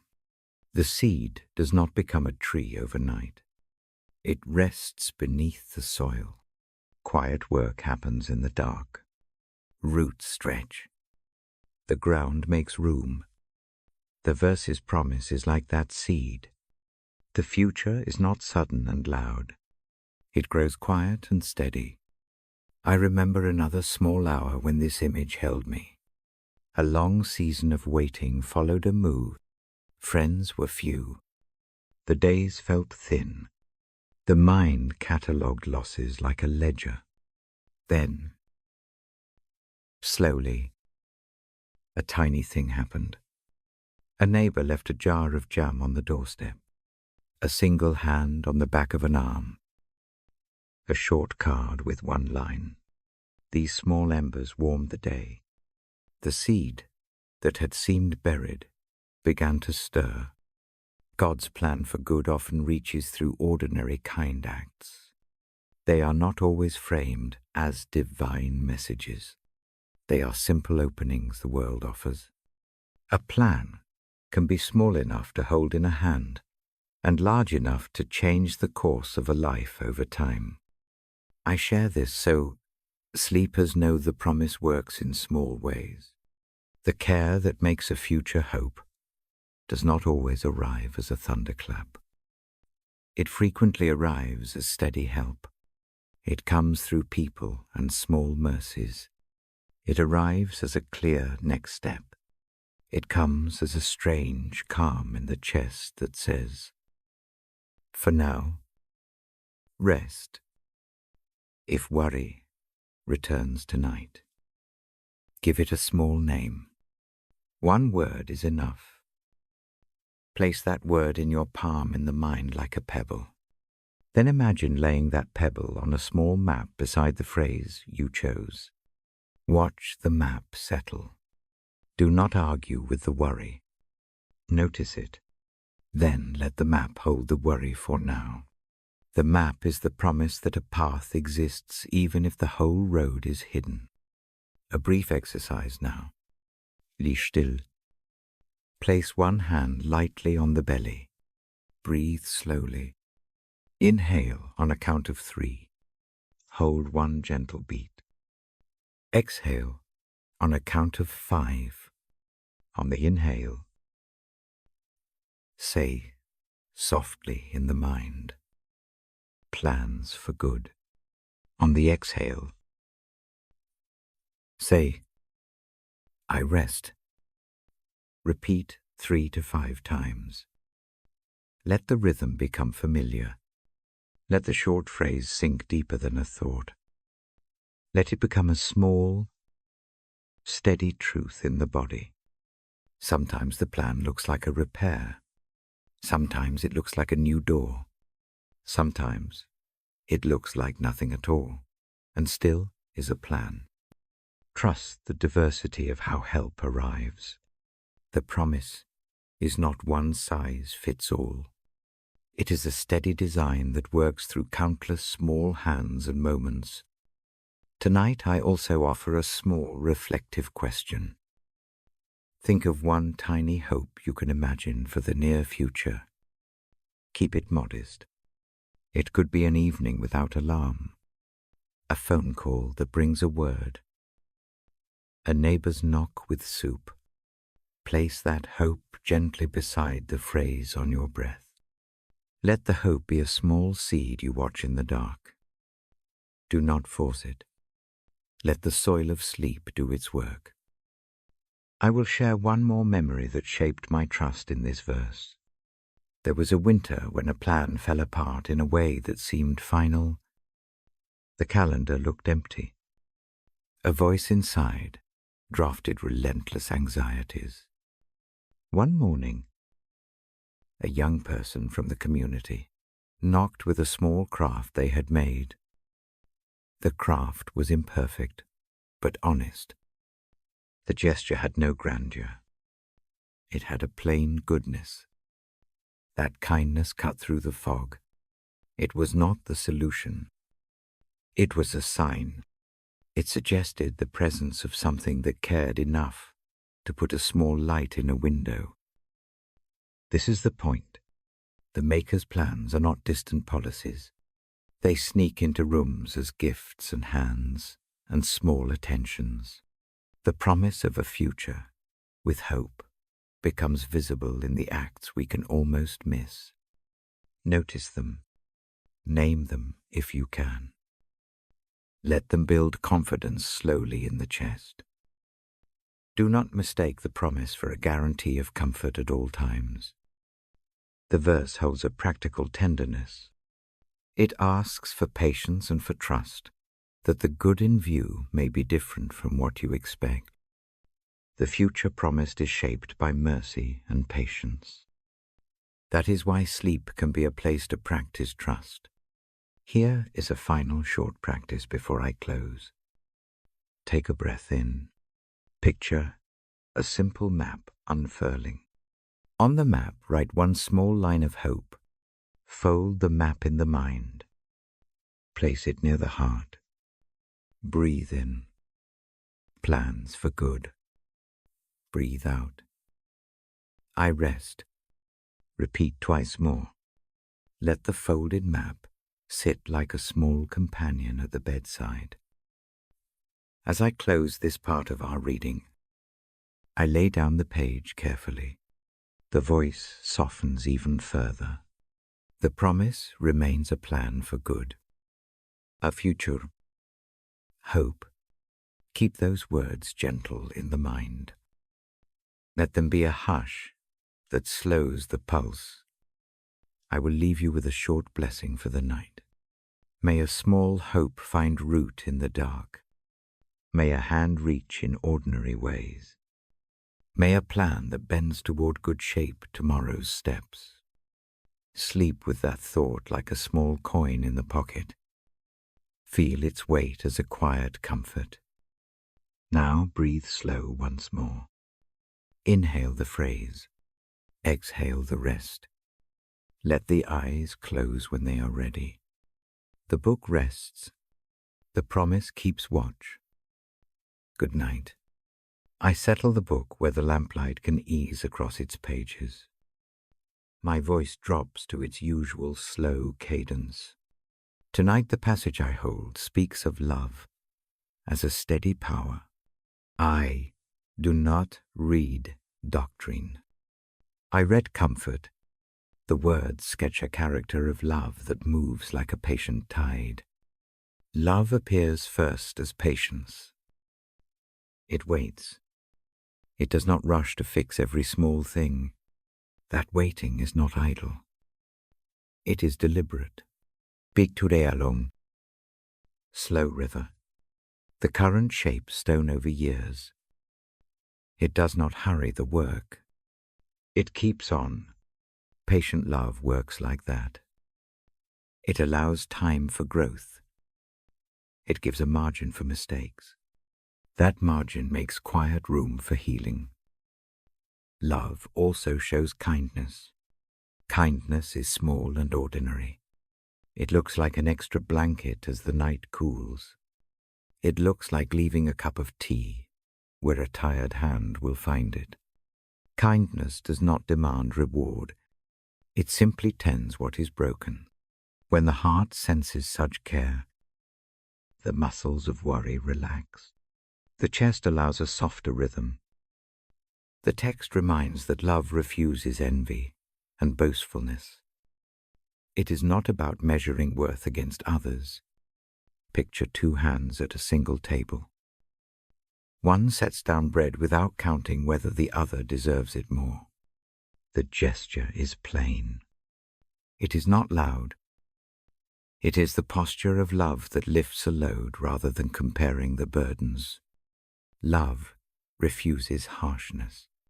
It does not grab for itself. It does not insist on being first. Imagine a quiet door held open for someone who lingers. The hand on the latch does not announce itself. The action blesses the passer-by and then draws back into calm. That modesty is a form of strength.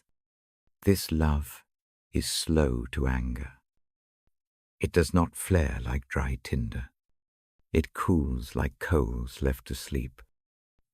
When anger comes, this kind of love listens before answering. It breathes first. It chooses restraint. The effect is practical. A mind that refuses immediate wrath finds a steadier way forward. Relationships sleep easier when the first light of anger does not flare into wildfire. Love keeps no ledger. It does not hoard offenses. Imagine a house where every fault is written on a sheet and stacked on a table. In the kind of love I read about, those pages are set alight, and the ash is scattered on the wind. The act is not careless. It is merciful. Letting go of accounts makes room for a present life. The soul breathes with more ease. The passage then lets love rejoice in truth. Truth is not a harsh judge. It is a clear light.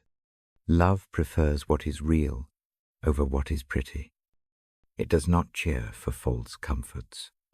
Instead, it celebrates honesty, because honesty can be mended. Picture a window wiped clean. The view looks truer. The scene can be worked with. Love prefers the clear view because it makes repair possible. Love bears burdens. It carries weight alongside another. This bearing is not a solitary endurance. It is a mutual support. Imagine two shoulders under one shared cloak in the rain. One person does not stand alone. The burden becomes a shared fact of the road. Carrying together lightens the strain. The text says love believes and hopes. Belief, in this context, is a steady trust. It is not blind. It is willing to believe in the other's capacity to change. Hope looks forward as if a faint light at the end of a path is already doing its work. Hope steadies the heart. It reduces the frantic searches of fear. A night with hope is less crowded. Endurance is the last soft thread. Lo endures. Seasons come and go. Hard days do not dissolve the care that chose to remain. A well-built house weathers many storms. So does love that is rooted in steady choice. That endurance shows as quiet consistency.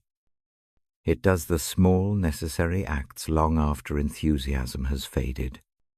A memory comes to mind. It is not dramatic. It is ordinary and slow. A neighbor and I planned a small festival in the courtyard. Rain shifted the schedule. The musicians could not make it. A stage collapsed of sorts. The plan failed in its shape. We could have folded up the chairs and gone home. Instead, someone brought out a kettle. Another set up a small record player on a crate. People brought folding chairs and bread. The evening that began as disappointment turned into close talk and a map of new friendships. The experiment did not go as expected, but resulted in good. The failure became a doorway for patience and kindness to show their power. That quiet gathering felt like a lesson. The passage gives love finds ways to turn disruption into care. If such a scene feels distant, bring it nearer. Think of a small daily moment. A letter that reads differently than hoped. A child who wakes suddenly at 2 a.m. An unslept caregiver. These are the places patient, kind love enters. It does not fix every outcome. It changes how the moment is held. Now a gentle practice to carry this sense into sleep. Lie or sit comfortably. Place a hand lightly on the chest. Breathe in for 3 slow counts. Hold for a quiet beat. Breathe out for 4 counts. On the inhale, invite patience.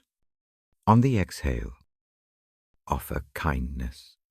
Keep the voice of the mind soft. The rhythm is small enough to be a lullaby to the nervous system. Next, choose one brief phrase that names how love will tend you tonight. Keep it 2 words. For example, steady care, gentle keeper, or patient shelter. Say the chosen phrase quietly on each exhale. Let it fold into the breath like a soft mantle. The repetition is not a performance. It is a slow instruction to the body that rest can happen inside a field of care. If sleeplessness presses, picture the simple image of someone beside you holding an umbrella in rain. The umbrella does not stop the downpour, but it protects the person beneath. Hold that image without adding a checklist of solutions. The shelter itself is a kind of love. There will be nights when the mind insists on rehearsing harms. Use a small technique. Name one small hurt in one sentence and place it in the palm of the mind. Then imagine setting that palm under a steady tree. Watch the leaves breathe above it. The thought remains, but it finds shade. Shade makes it bearable. Love works through small acts. It often arrives through hands and presence rather than grand statements. A warm tray on a cold evening, a silent presence at the hospital chair, a phone call that says nothing more than, "I am here." These acts shape a world that can be trusted enough to sleep within. Remember that accepting love is as important as giving it. Receiving is not a weakness. It is a practice. Let the hand on the chest remind you that rest is permitted. Say inwardly in one breath, "I will receive." In the next, imagine the small kindness you most need, settling into the ribs like a gentle heat. I keep the reading brief and soft. Fancy words would wake the busy mind. The simple images are enough. They invite the heart to a slow posture. They ask not for labor but for willingness. Before I close this part, a small invitation. Think of one person who has shown patient love in a quiet way. Picture their face. Name their small act. Let that memory warm the chest. If no face comes, imagine the kind act you might offer tomorrow. Keep the idea small and specific. A short note, a boiled egg, a midday text of care. Smallness makes kindness sustainable. Now a brief blessing for sleep. May patient love rest near the ribs. May kind acts find their way to the bedside. May the record of faults fade like fog. May belief and hope shape the breath. May endurance hold the night steady. Let these be not only ideas but a company in which the limbs can loosen. I close the book softly. The lamplight stays low. My voice thins into the long hush between words. Rest in the presence of that love. Let the breath carry you towards sleep. I will return with the same slow reading. Good night. I settle the book on my knee. The room is hushed. My voice moves slow. Tonight, I hold a quiet promise. It speaks of strength that is not earned by strain. It says something like, "Through the one who stays near, the inner power to keep going arrives." The line is simple. It rests like cool water at the edge of the day. This promise is not about showy courage. It is about a steady enabling. It names a help that arrives when the arms grow tired. The thought is small and sure. It lets the body stop, pretending. It allows the heart to receive what it cannot make on its own. Breathe with me now. Inhale slow. Hold one quiet beat. Exhale long. With each breath, imagine a thin thread of calm sliding down the spine. The thread is gentle. It does not tug. It gives a sense that strength can be shared. Place a hand on the soft place at the base of the throat. Feel the pulse. The touch is a reminder that the body and the promise meet. I tell a memory that taught this promise in a practical way. It is not a grand story. It is a simple, quiet season. There was a winter when tasks piled and the nights grew short. A small illness stayed in the house like an unwelcome guest. Sleep thinned to small fragments. The list of things that needed doing did not stop at midnight. The hands and the mind wanted to work harder. The heart grew heavy. At first the instinct was to push, make plans, solve the next item, fix what could be fixed. That way of moving felt useful for a little while. But usefulness has a small limit. Muscles tighten, the breath shortens. The mind begins to make mountains out of steps.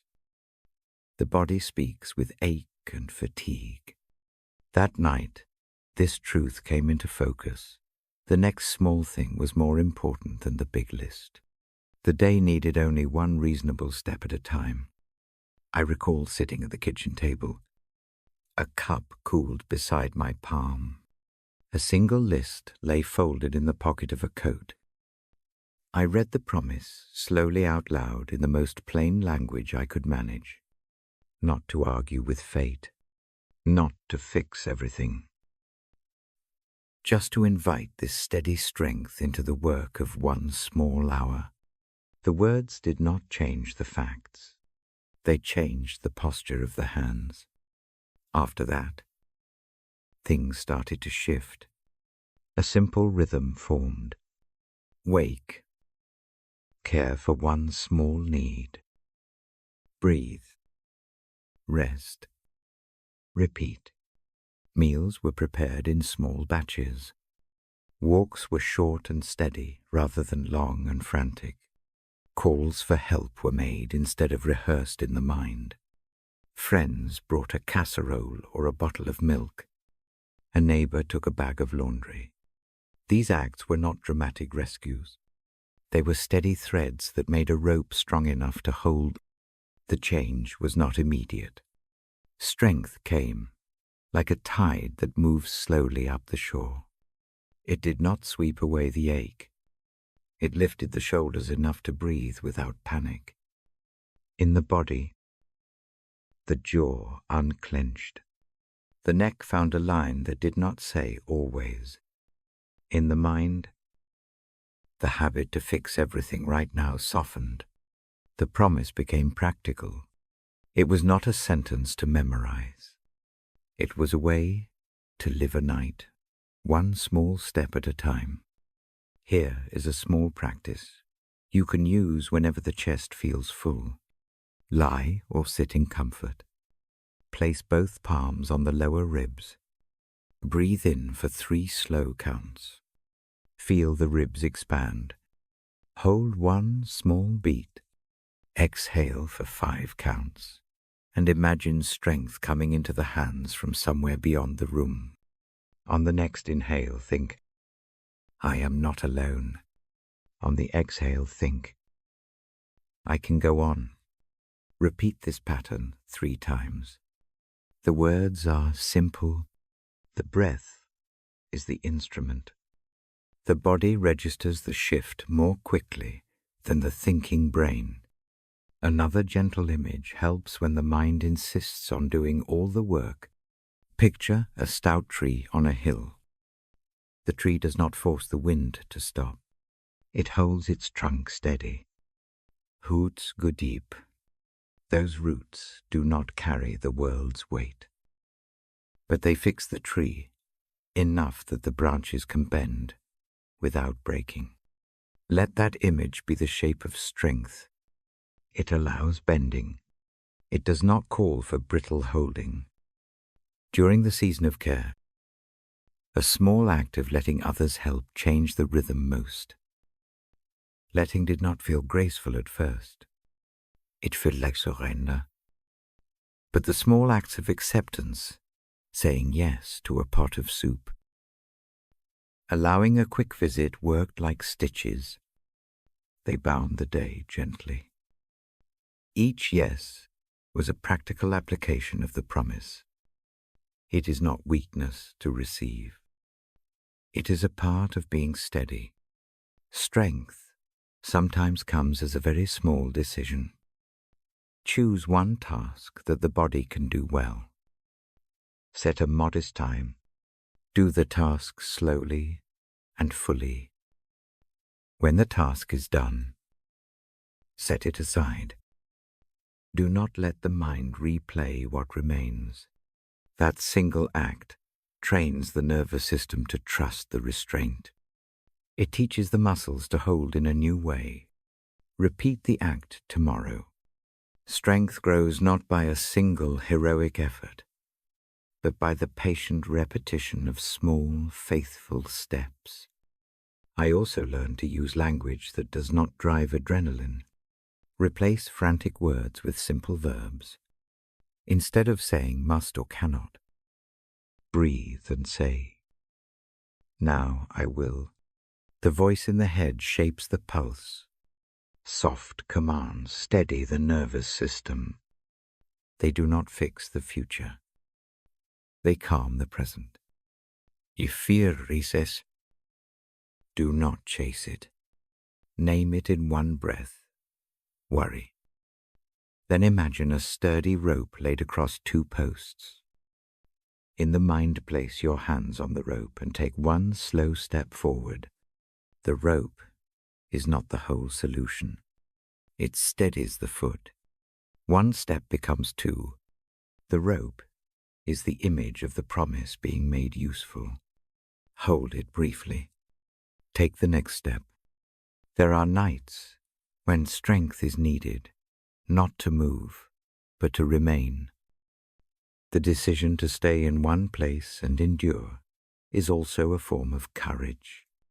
It is a choice to trust that the steady provision is enough today. When that is the case, practice sitting still and breathing into the shoulders. Let the breath gather where the limbs feel loose. Say a short line quietly to anchor. The mind strength is near. Repeat the line softly with each exhale. Small rituals help too. A cup warmed in the hands. A blanket that wraps the knees. A light left on low by the door. These are not fixes. They are signals to the nervous system that the world is shaped by care. Each small comfort carries the idea of the promise into the body. There is a memory of one long evening when the power flickered and the house grew cold. Plans seemed to unravel. The list of needs felt louder. Instead of pushing to do everything at once, the house settled into a smaller circle. Candles were set where hands could find them. A pot of stew simmered on a small cooker. Stories were not read. Silence was shared. The loss of electricity revealed another kind of light, the steady light of mutual help and quiet endurance. The promise of strength that the passage names became visible then. It arrived through small acts that did not call for heroism. They simply held, do not mistake this promise for a call to do more. It is a call to be sustained. It encourages restraint as much as action. When the temptation is to force solutions, remember the tree with roots. When the impulse is to race, remember the rope and take one steady step. Before sleep, I suggest a brief closing practice. Lie down and place a hand over the place where the ribs rise. Breathe in for 4 gentle counts. Feel the air fill the lower belly. Hold 1 small beat. Exhale for 6 slow counts and imagine the promise arriving as a soft warmth into the palm. Say nothing aloud. Let the body sense the warmth. Repeat this 3 times. Let the last exhale be especially long. Let the breath settle into a quiet rhythm. Allow the body to accept the strength offered, small and real. Tonight, I offer a short blessing. May the promise that gives strength meet the tired places. May small steps be enough. May quiet help arrive in soft and practical ways. May the chest find a steadier rhythm and the limbs learn to rest. Keep the simple images near the rooted tree. The steady rope. The humble cup warmed in the hands. Let them be companions when the night feels heavy. I close the book lightly. The voice thins to a hush. Rest now in the company of that steady strength. The breath will do the rest. Good night. Shyi, comforting presence of the Shepherd's Psalm, 2:3-1-3. I set the Bible open on my lap. My lamp throws a small circle of light. I speak slowly.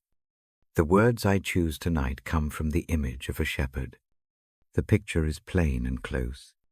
It feels like a small room with the door left slightly ajar. The shepherd walks near.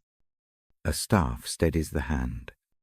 The sheep follow because the voice is known. The text pictures green pastures. The grass is soft. It invites lying down. Still waters appear next. They are wide and calm. The sound is not loud. It is the quiet of a pond at dusk. The water holds no hurry. It holds enough peace for the feet to rest. The phrase about restoration lives in the middle. The soul is tired from the day. It aches from small failures and heavy tasks. The shepherd notices. A touch that is not demanding brings repair. The idea of being guided along right paths follows. The paths are not always straight. They bend around stones. They sometimes climb and sometimes ease down. The shepherd knows each turn. He leads the steps gently. I read these images not as abstract claims. I bring them into the room as pictures you can lay your hand on. Imagine the soft grass under the feet. Picture a quiet pool where the air tastes of rain. Let the images settle into the bones. The mind learns from small things. A single good picture can change the tilt of a night. There is comfort in the notion of lack. The verse begins with a gentle fact. There is enough. Lack is the anxious voice that counts and tallies. The shepherd's care removes that tally. Need does not mean chaos. Need means someone is tending the storehouse. The image allows the chest to unclench. A person can rest because the keeper is near. Guidance shows up as a steady companion rather than a spectral map. It looks like walking beside someone who knows the way. The shepherd does not shout orders. He watches the ground for hidden holes.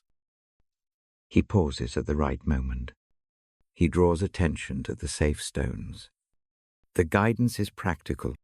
It is about the next step, not solving the whole journey at once. I teach a simple practice that walks with this picture. Lie down and breathe in slowly for 3 counts. Hold for 1, exhale for 4. On each inhale, picture a shepherd's step. On each exhale, feel the foot come to rest. Repeat. The breath becomes a metronome. The body matches the rhythm. A nervous mind cannot sprint while the breath moves slow and steady. Another small exercise invites a touch. Place one hand on the sternum. The pulse is soft there.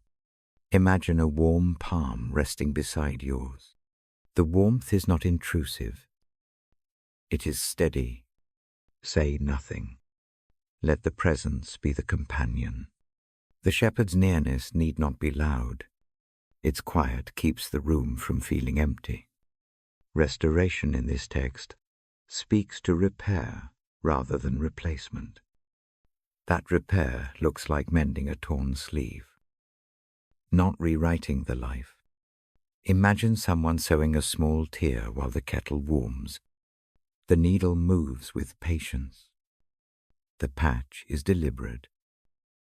You can sleep in the repaired coat.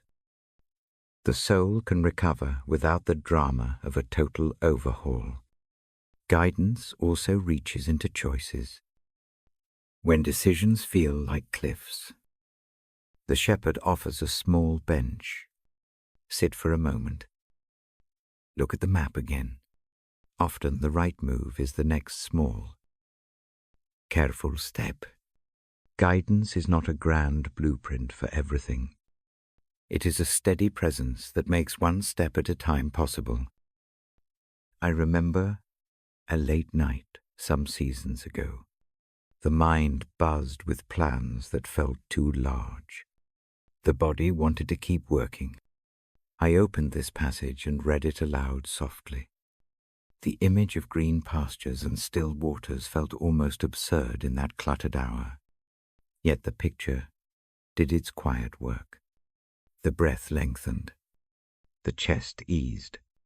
The next morning the tasks looked different. They were not solved. They felt manageable.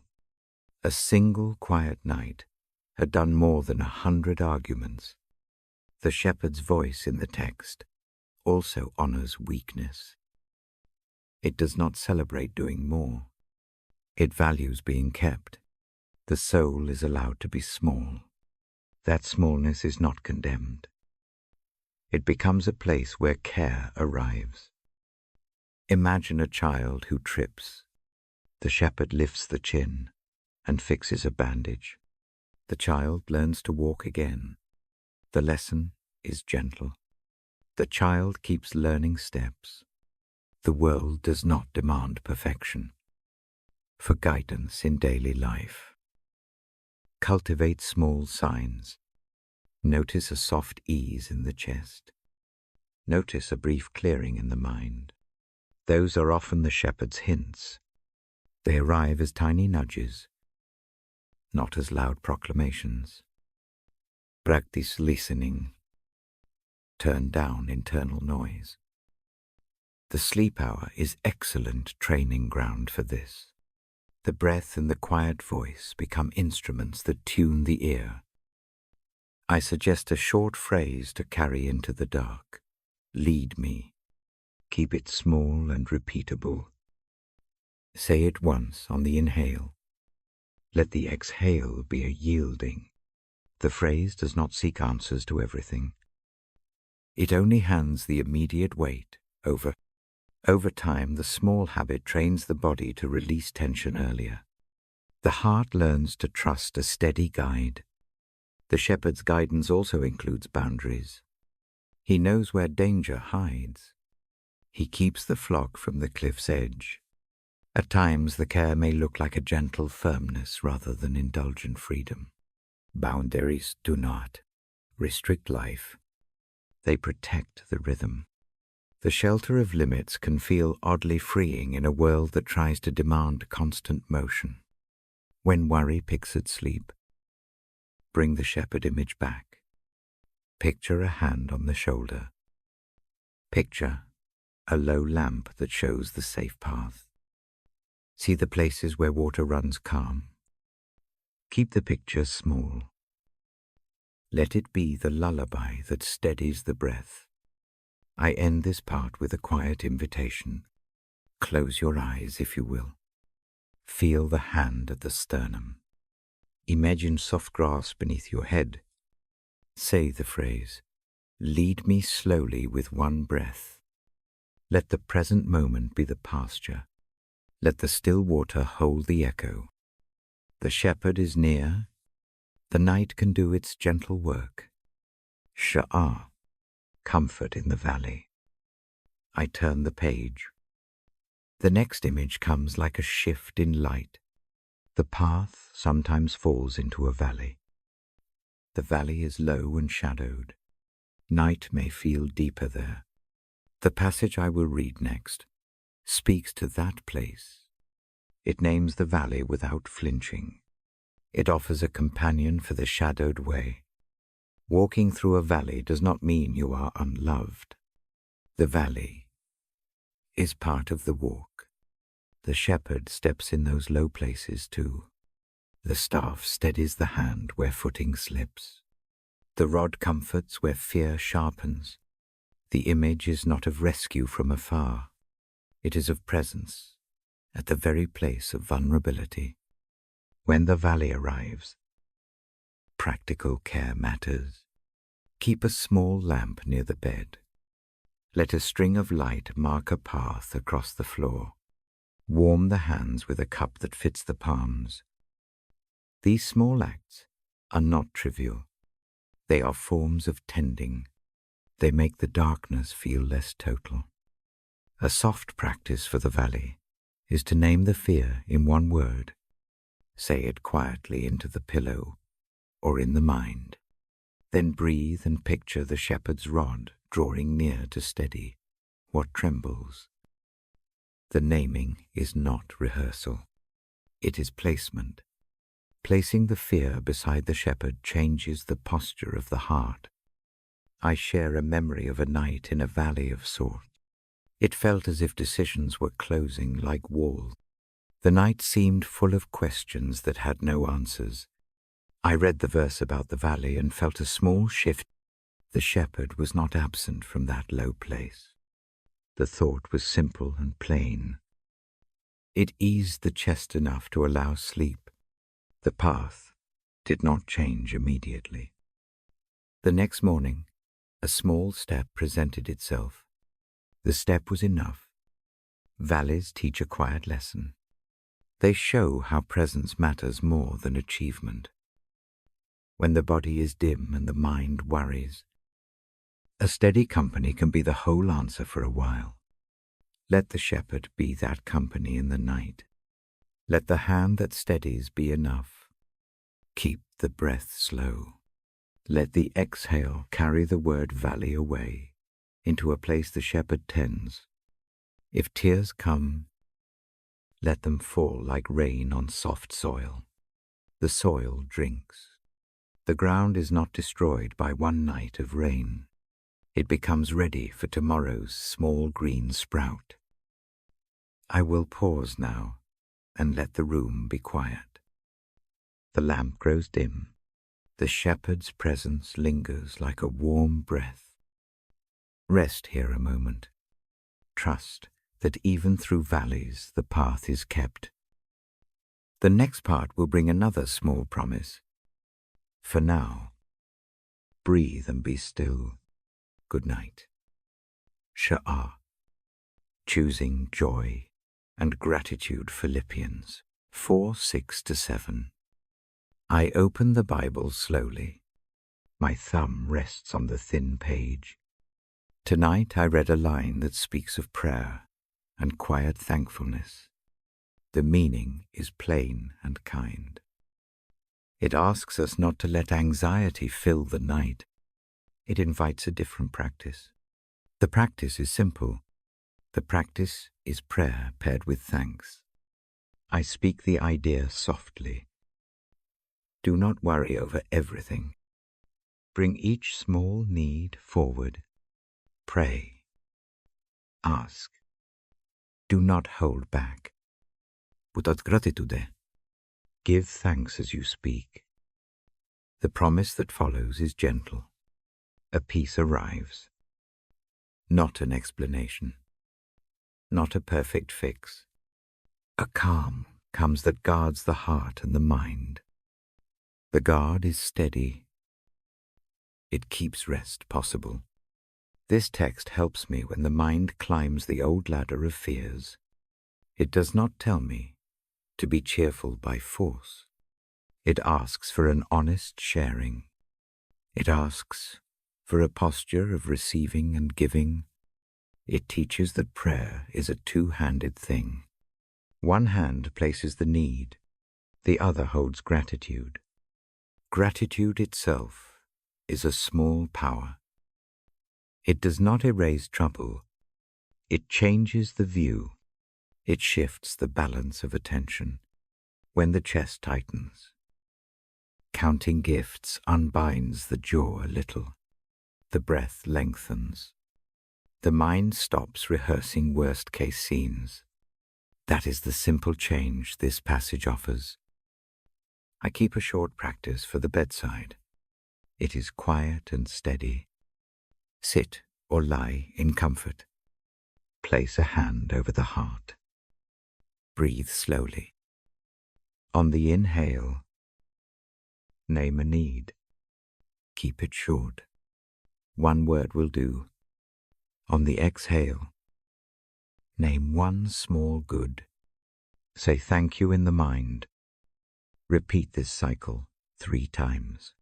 The motion pairs request with thanks. The rhythm trains the body to accept peace. I tell a story now.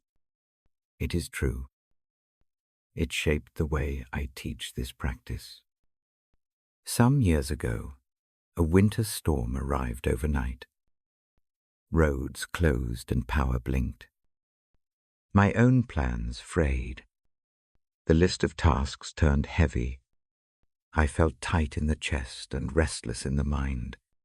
Sleep seemed a distant shore. I sat at the kitchen table. A small lamp warmed the room. I opened the Bible at the short verse about prayer and thanksgiving. The words felt like a soft instruction. I did not have energy for a long prayer. I did not have solutions. I had one simple choice to name and to thank. I started with naming the most present fear. The word came into the mind and I whispered it inside. Then I searched for a small good. The first good that met my eyes was a mug left warm at the table. It was ordinary and humble. I whispered thanks for that mug. The act felt foolish at first, but the chest relaxed just enough to let the breath find a new pace. The next hour unfolded differently. Instead of pacing the house rehearsing scenarios, he made a single phone call. The call was brief. A neighbor answered. They offered a portable heater. They said nothing long. They simply put it at my door. The gesture was small. It changed the room. What I notice when I look back is this. The act of thankfulness did not magically solve every problem. The storm still raged, but the mind stopped climbing the ladder of worst outcomes. That slower pace allowed one practical step, a call that otherwise would not have been made. The call brought help. The help brought warmth. The warmth made sleep possible. Gratitude had not been a naive cheer. It had been an opening that allowed action to follow. Gratitude behaves like that often. It does not sweep every shadow away. It loosens a grip enough for small, practical things to happen. It invites neighbors, friends, and unexpected hands to move. It helps the body accept rest. Prayer with thanksgiving also shifts the center of the conversation. Instead of an inner monologue that tries to fix everything at once, prayer becomes a humble handing over. The mind names a worry. The heart places it in a hand bigger than its own. Then it remembers gifts. The sequence steadies the nervous system. That steadiness lets sleep enter more kindly. I recommend a brief nightly ritual. Keep a small notebook by the bed. Each night write 3 lines. First line, a short name of the thing that stirs the chest. Keep it 1 word. Second line, one small thing to thank for today. Keep it simple. Third line, a request for the night. Keep it brief. The act of writing moves worry from the mind to the page. It makes the request concrete. It allows prayer to be both honest and grateful. If writing feels like work, speak the lines inside. The voice does not need sound. The inner ear listens. The motion matters more than the volume. Repeating the short phrases with breath helps.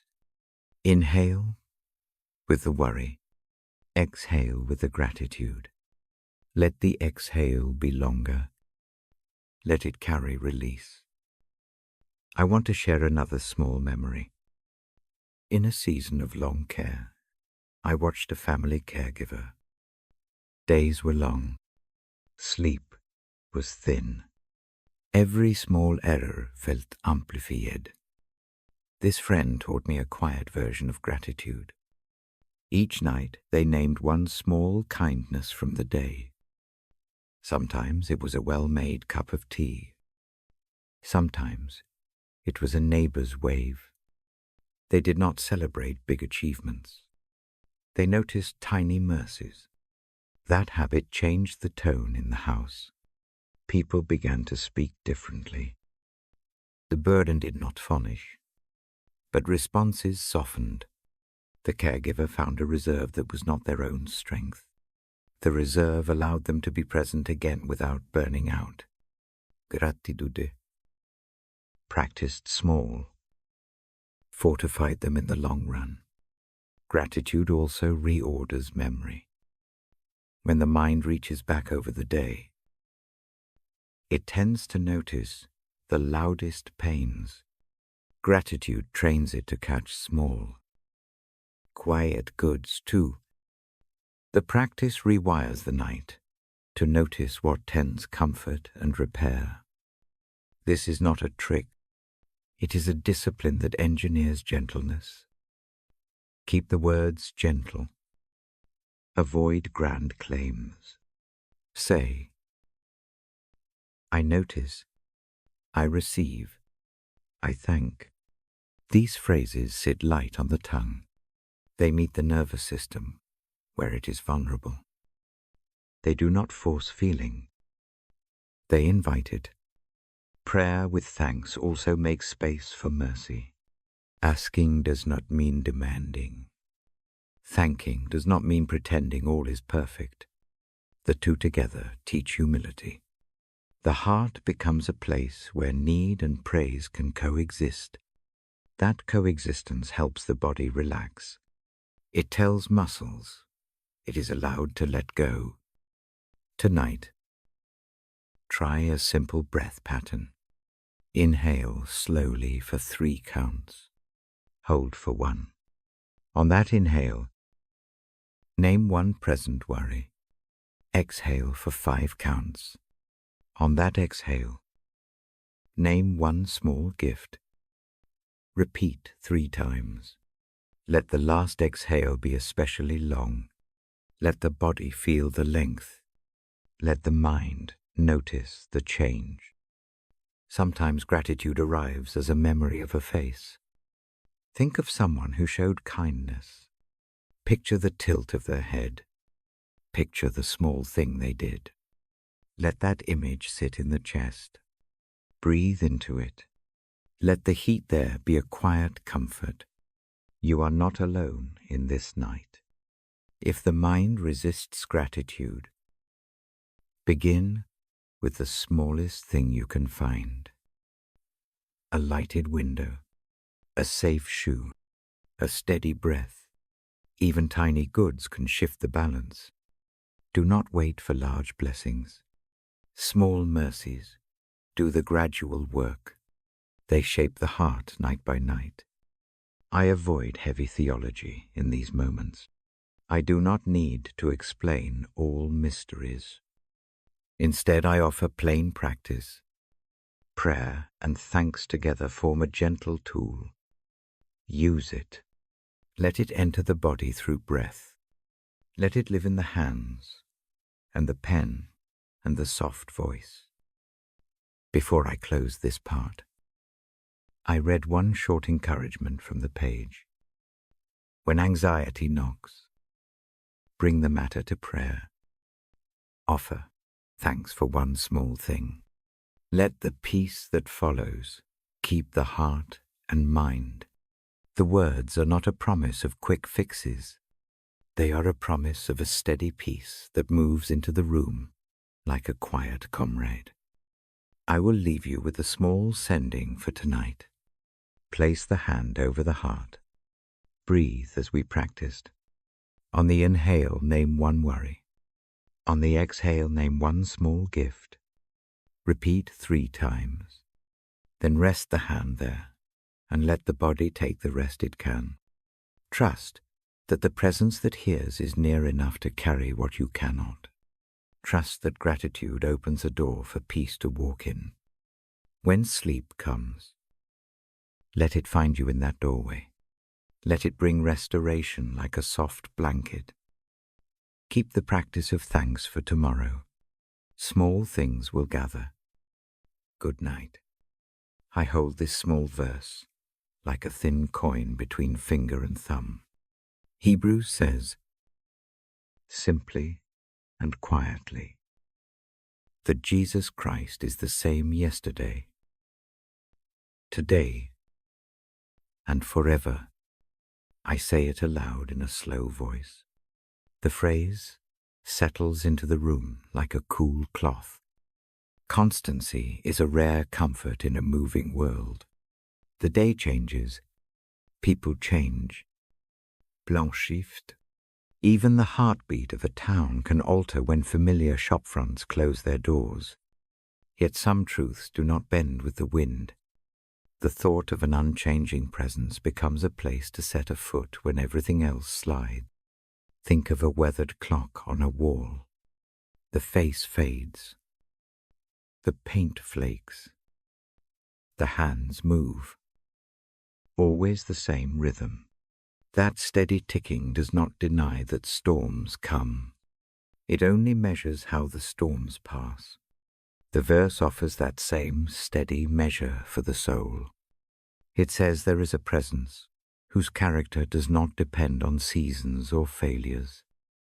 That idea is not abstract comfort. It becomes practical ballast. I remember a time when that ballast mattered in a particular spare way, years ago. A suitcase stood open on the bedroom floor. Papers and clothes lay folded and unfolded in a quiet chaos.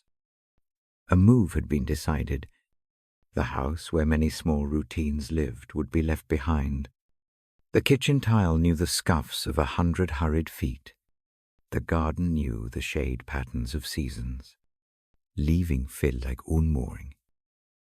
There was a night when sleep would not come. The mind catalogued what would be lost. The chest tightened. The lamp on the table threw a small circle of light over the open Bible. A bookmarked page waited where fingers had rested many times. The passage about the unchanging nature of Christ lay there, small and steady, rather than argue my fears into silence. A slow, different choice happened. The book was opened. The verse was read aloud. Not as a proof, but as company. The sound did not fix all logistics. The boxes still loomed. The decision still waited. Yet the voice that read the verse felt like a hand placed on a shoulder. The tightness eased a notch. The breath found a slightly longer arc. At dawn, in the new house, the kettle hissed differently. The windows were not the same. The street had another rhythm, but the same verse was near the bedside. The phrase did not erase the ache for what had been. It made room for a new pattern. Stability did not mean a frozen life. It meant a steady point from which changes could be met without panic. Another evening brought the steadiness out in a quieter way. An old friend fell ill in a season when schedules are full and time feels thin. The news arrives, the way news often does, slow and then sudden. There is a pressure to produce answers. There is also a human fatigue that does not know what to do next. A night at the hospital found the hands folded in the laps of those who came.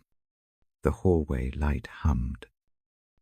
In the small hours, when machinery and breath become the room's metronome, the page of Hebrews sat on a small table. The verse about sameness was read yet again, not to solve the mystery of sickness, not to explain the hard facts, just to lay a truth on the table. The reading offered what help it could. It steadied the voice that could feel frayed. It steadied the hand that needed to fold without cracking. People who had no answers brought simple presence. The words and the presence formed a quiet combination. The steady character the verse named did not change the diagnosis. It changed the posture of those who loved. That change softened the night. Rest followed in small pieces. Stability also shows itself in the ordinary returns that mark life. Once a month, a small letter arrives. It is from someone who remembers an old kindness. The envelope is plain. The note inside is short and careful. It mentions that same verse in a single line. No theology, no argument, just a memory that the sender clings to when the world shifts. The letter becomes a little bridge. It reminds that constancy arrives both in timeless words and in simple human memory. All of this has taught a practical way to rest on the idea. A short practice helps when the chest grows tight. Sit quietly. Place a hand where the ribs rise and fall. Breathe in slowly for 3 counts. Hold 1 small beat. On the exhale, say in the mind, the same. Let the phrase be spare. Repeat 3 times. The voice that says the words is not a loud announcer. It is a small metronome. The practice does 2 things.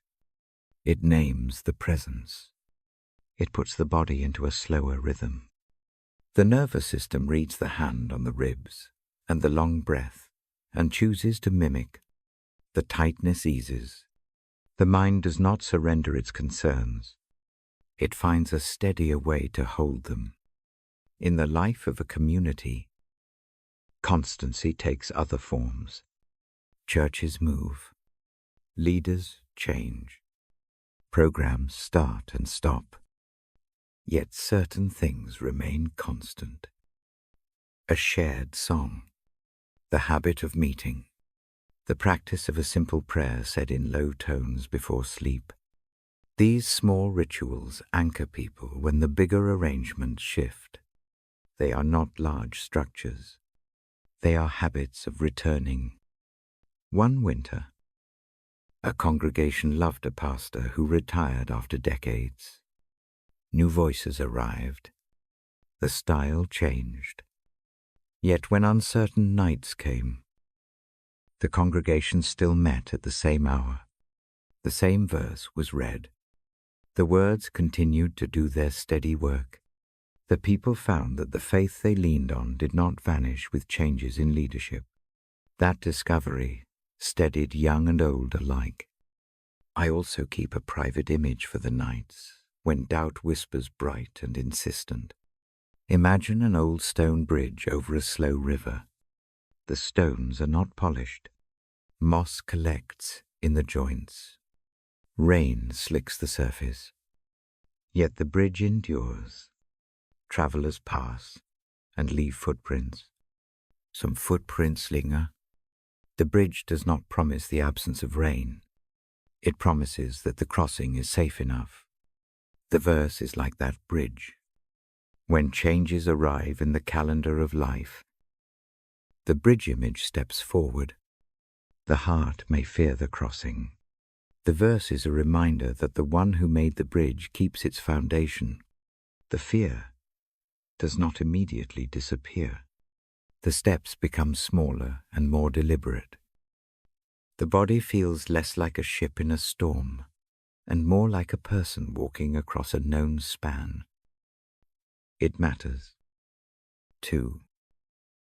How the idea of unchanging nature translates into mercy. Continuity is not hardness. It is not an immobile sternness. It is a steady, compassionate presence that returns even when mistakes recur. In this way, sameness does not intimidate. It receives the failing with the same care as it receives the faithful.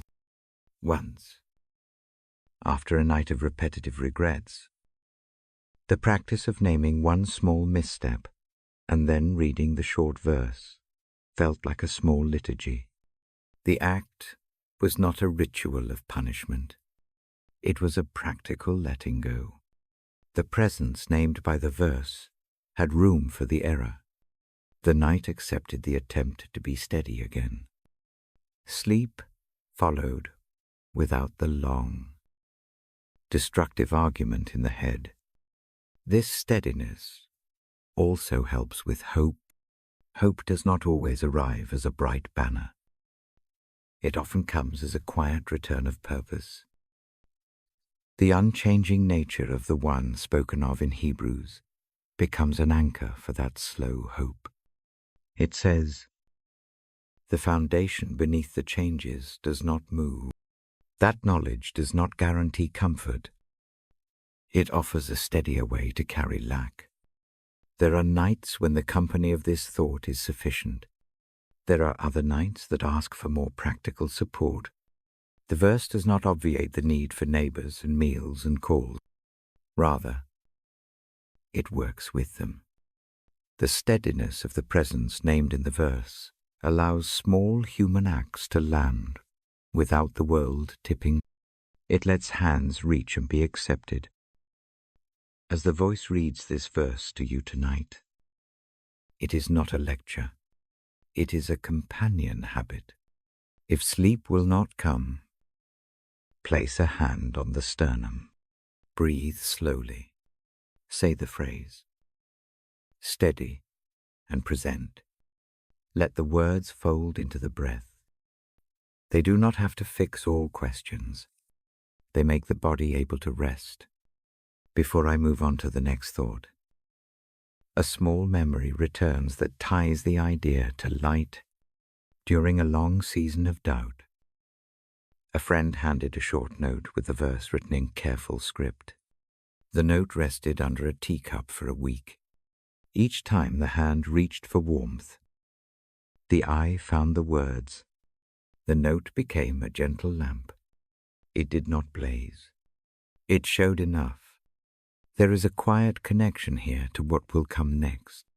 Constancy has a way of bringing light to small rooms. The sameness of that presence does not dazzle. It illuminates. It makes immediate realities visible without making them overwhelming. When night is thick, a steady light is more useful than a bright glare. It shows the next safe step. Tonight, then, rest with the simple assurance that the one spoken of in this verse does not change. That assurance will not silence every thought. It will not erase all pain. It will ask the body to slow so the mind can follow. It will allow hands to accept help. It will make small lights matter. When you are ready, let that steadiness move like a soft hand over the chest. Hold the phrase once more. Breathe in. Breathe out. Keep the breath long and gentle. The unchanging nature of the one we read about becomes a soft compass for the dark. Soon, I will read a passage about light. The next part takes this steady nature and shows how it gently illuminates the path. For now, let the idea of sameness rest like a warm stone at the center of the chest. Let it be enough. Good night. 14. The path with God's light. Psalm 119:105. I keep the page open and rest my thumb on the line. The words are simple. They sit like a small lamp on the table. The verse reads, "Your word is a lamp to my feet and a light to my path." I say it slowly. The sound settles into the room like a soft breath. Light guides. It does not move the ground for us. It shows where to put the foot next. The image comforts me. A narrow beam helps when the night is wide. It is enough. The lamp does not have to reveal the whole road. It need only show the next step. That thought is a steadying truth. I read the verse aloud in a tone that keeps the muscles quiet. The voice is low. The syllables come one at a time. Picture a dark path. The ground is uneven. Small stones hide. A lamp appears. Its beam crosses the soil. The foot finds its place. Fear eases by a small degree. The lamp does not promise an easy road. It promises a way forward. For many nights I have used this image with the people who listen. A verse becomes a tool. It is not a hedge against confusion. It is a simple instrument for the feet. When choices pile up and the mind rehearses each outcome, the lamp narrows the view. It says, "One step now.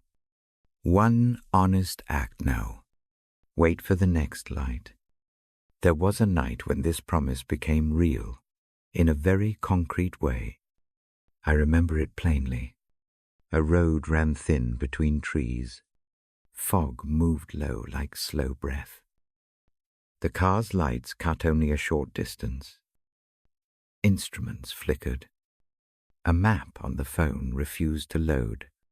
The usual markers were gone. A small panic sat in the chest. I stopped now to breathe with that memory. Breathe in. Breathe out. Let the memory soften. The facts remain. The fear had a shape. The sitting was tight. Then a plain choice arrived. Instead of forcing a solution, I reached for the book I keep folded in the seat. The Bible sat there like a small lamp itself. My hand found the verse about a lamp to the feet. I read it aloud in the car. The sound is quiet in an enclosed space. The fog presses around the glass. The words do not blow the mist away. They do. However, narrow attention. The immediate next action becomes visible. Turn at the next junction that shows safe ground. Slow down. Keep one light on low. Call a friend to say where I am. That night, a neighbor drove by on his way home.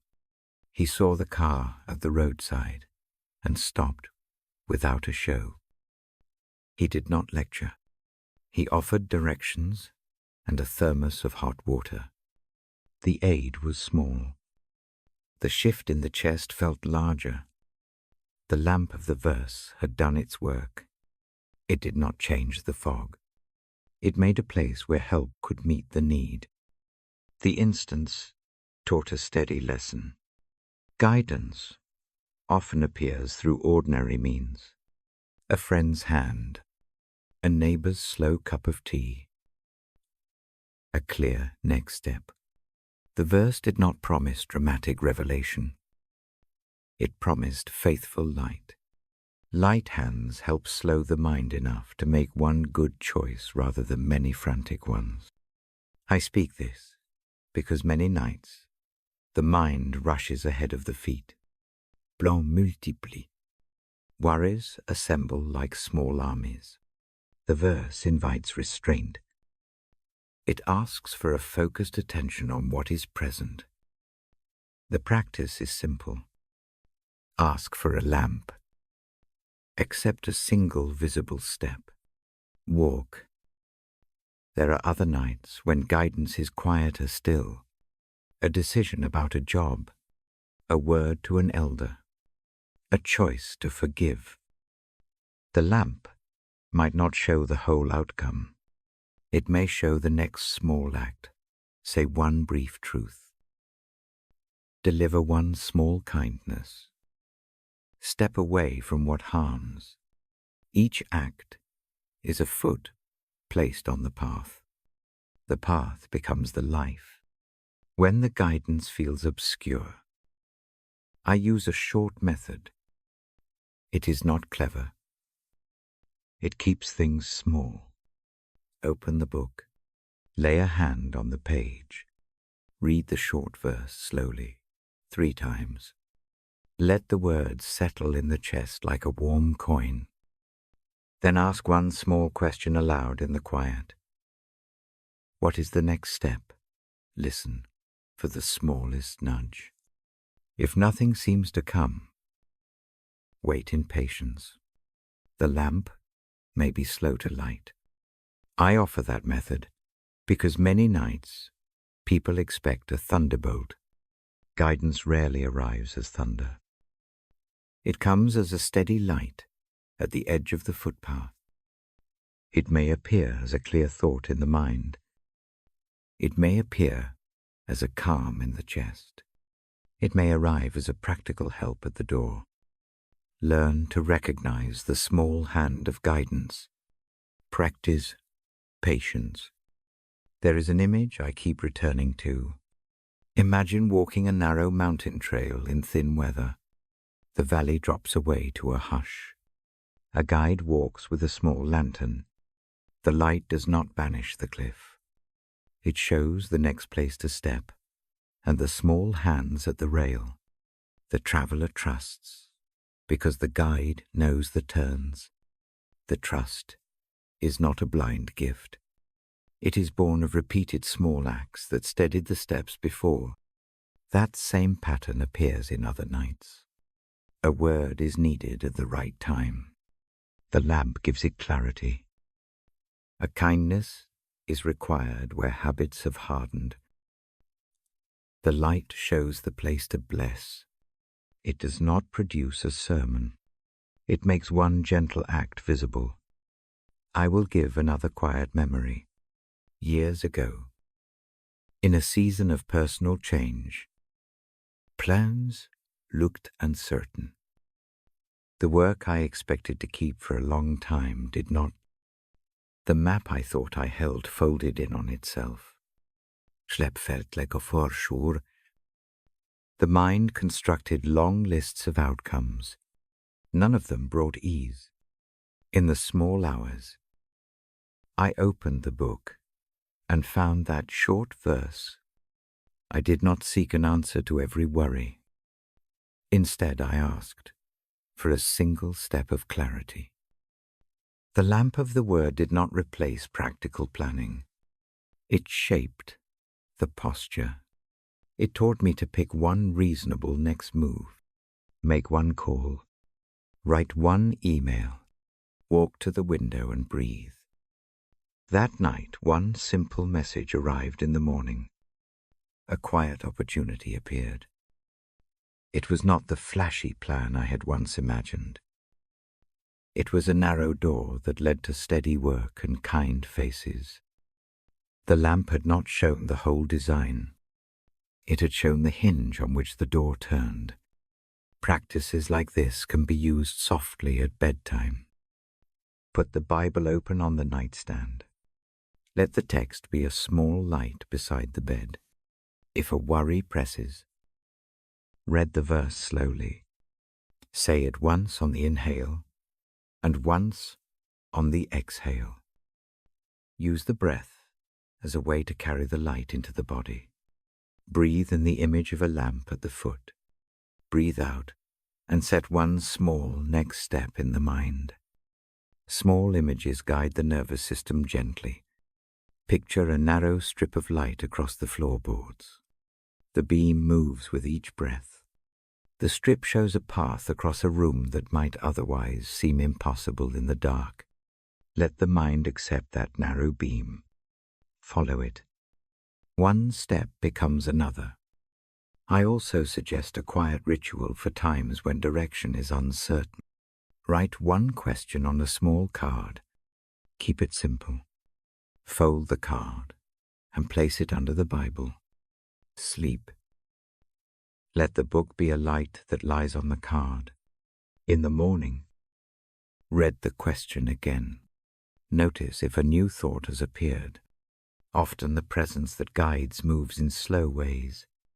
The night is a time when answers can settle rather than be demanded. Remember, the lamp does not remove mystery. It does not promise a life without fog. It promises a faithful light for the feet. That faithfulness is what keeps the steps honest. It is a companion for the small work of walking. It is an ally when the mind wants to sprint into impossible solutions. There are times when the light shines through another person's voice. A question asked by a friend can be the lamp itself. A neighbor's simple suggestion can be the clarity needed. The book's words often move through hands. When guidance arrives this way, the sense of being held is deep. The path feels less solitary. I keep the language soft because heavy terms wake the thinking part of the mind. Tonight we are not solving theology. We are lighting feet. The verse is a practical tool. Let it be a lantern for the next small decision. Before I end this part, a short practice we can do together in the quiet place. A hand on the lower ribs. Breathe slowly. Picture a thin beam of light along the floor. On the inhale, say the phrase "lamp to my feet." On the exhale, choose one small step for the morning. Repeat 3 times. Let the chosen step be simple. The body registers the rhythm, and the mind finds ease. I will close this portion with one steady image. Keep it near as a companion. A small lamp sits at the edge of a path. The beam does not race. It follows the pace of the foot.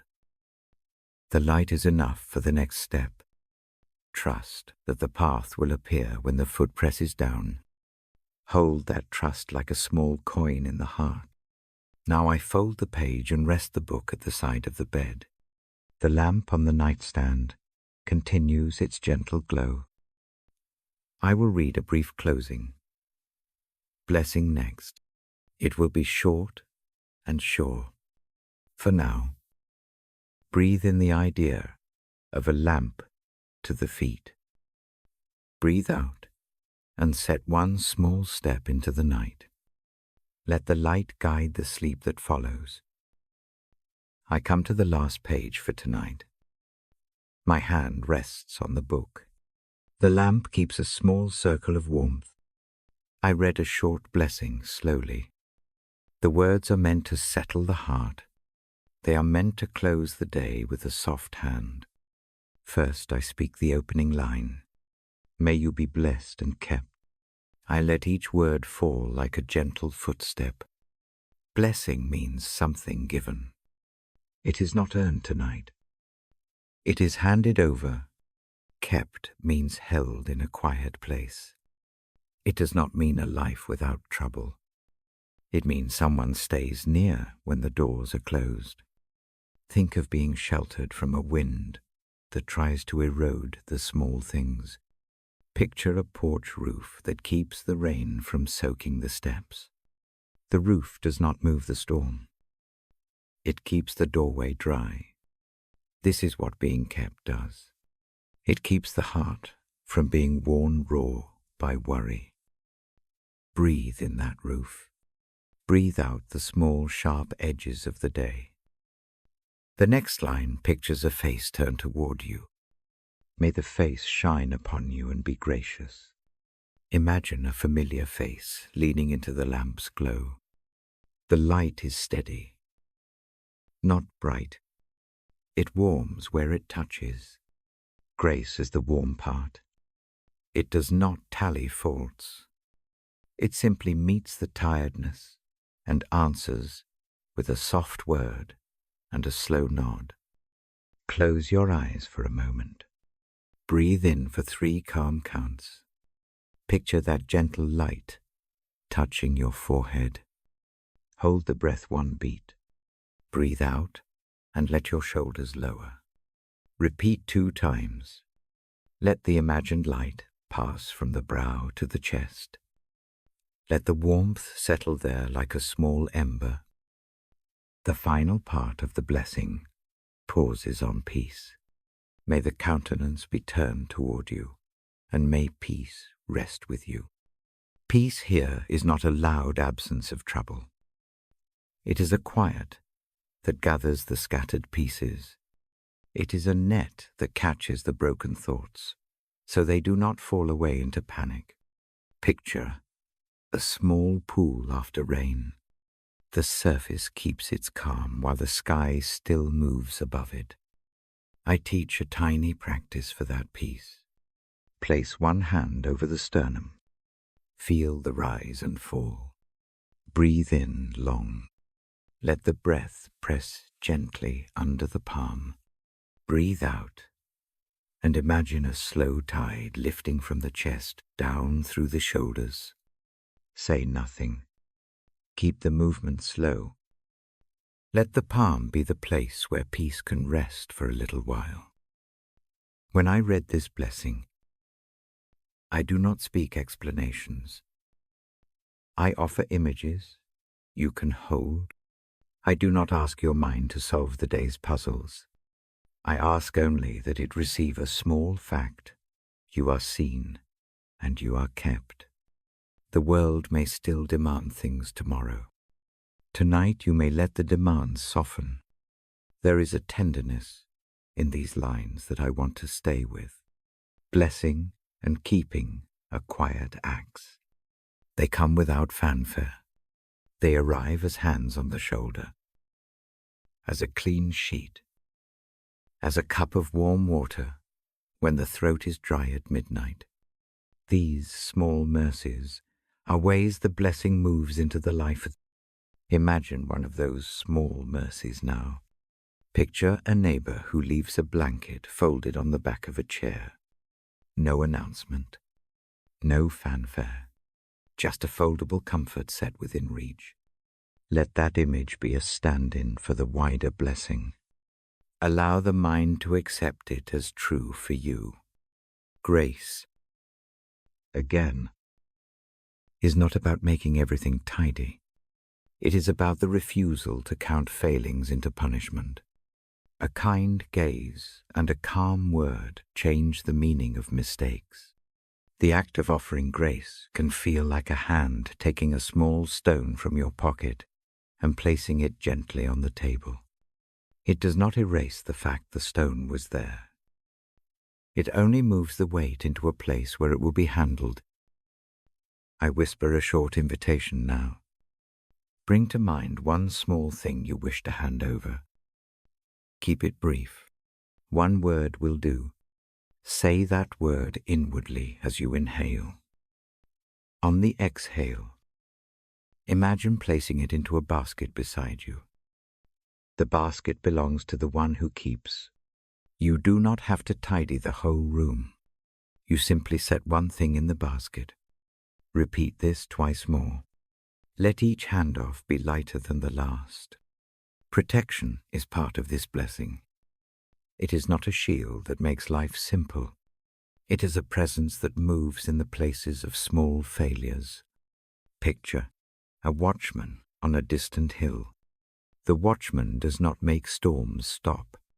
He calls out when a path becomes unsafe. His call is a small help. It keeps the traveler from a hidden hole. If you imagine him tonight, imagine his voice soft and sure. I also want to make the grace practical. This is how you bring it into the room. Sit a lamp low. Let the light be enough to keep the edges soft. Lay out a glass of water. Tuck a small cloth within reach. Close devices that make sharp noises. These acts are tiny ways to accept the blessing. They are practical invitations to sleep. Sharing this calm matters. If this hour brings you a small ease, consider passing the hush along. A single message to someone who stirs with worry can be a candle set in a window. A simple note, no sermon, just a line that says, "I thought of you tonight, and I pray you find rest." The act is not heavy. It widens the circle of bedside light. I also offer a quiet encouragement. If you find this reading helpful, you might press the small button or leave a short note where others can find it. These are not demands. They are small acts that make the pattern repeat. Each shared light is a neighbor's lamp. The next person walking the dark sees an extra beam. That beam helps them place their foot. Before I give the blessing in full, I say a few more brief things. Mercy reaches where shame clamps. Hope sits beside night like a patient friend. You are allowed to receive these things. Receiving is not an achievement. It is a rest. Take it like a warm blanket offered by someone who has learned the shape of your hands. Now I prepare to speak the blessing. I do this slowly. My voice is quiet. The words are old, but they move like a river through this small room. They are a benediction. They are an enactment of shelter. May you be blessed and kept this night. May a steady keeping hold you when wakefulness broods. May the face of care shine upon you with a quiet grace. May what is harsh soften enough that the jaw can unclench. May peace settle like a small stone in the center of the chest. May that peace be real enough to make sleep possible. I let the blessing breathe with us. Breathe in on the first half. Breathe out on the second. Do this 3 times. Each breath carries the words deeper than the mind can push. The breath is the way the blessing moves into the limbs. If tears come, let them fall without shame.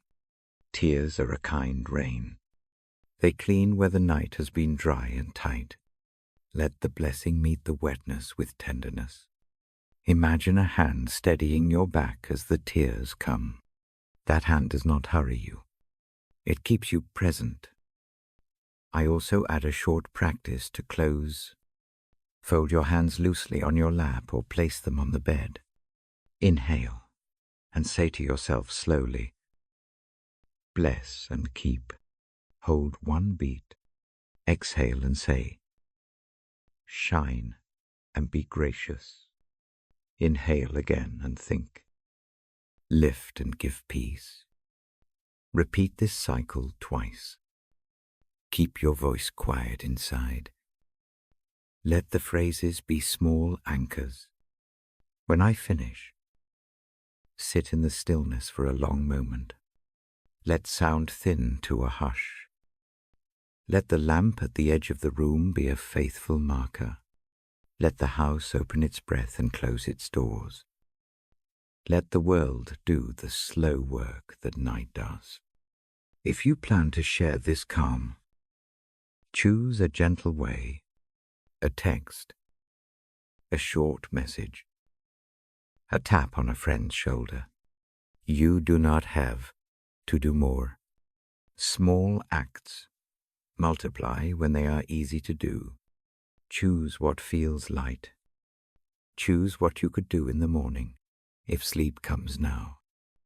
The world needs small lights.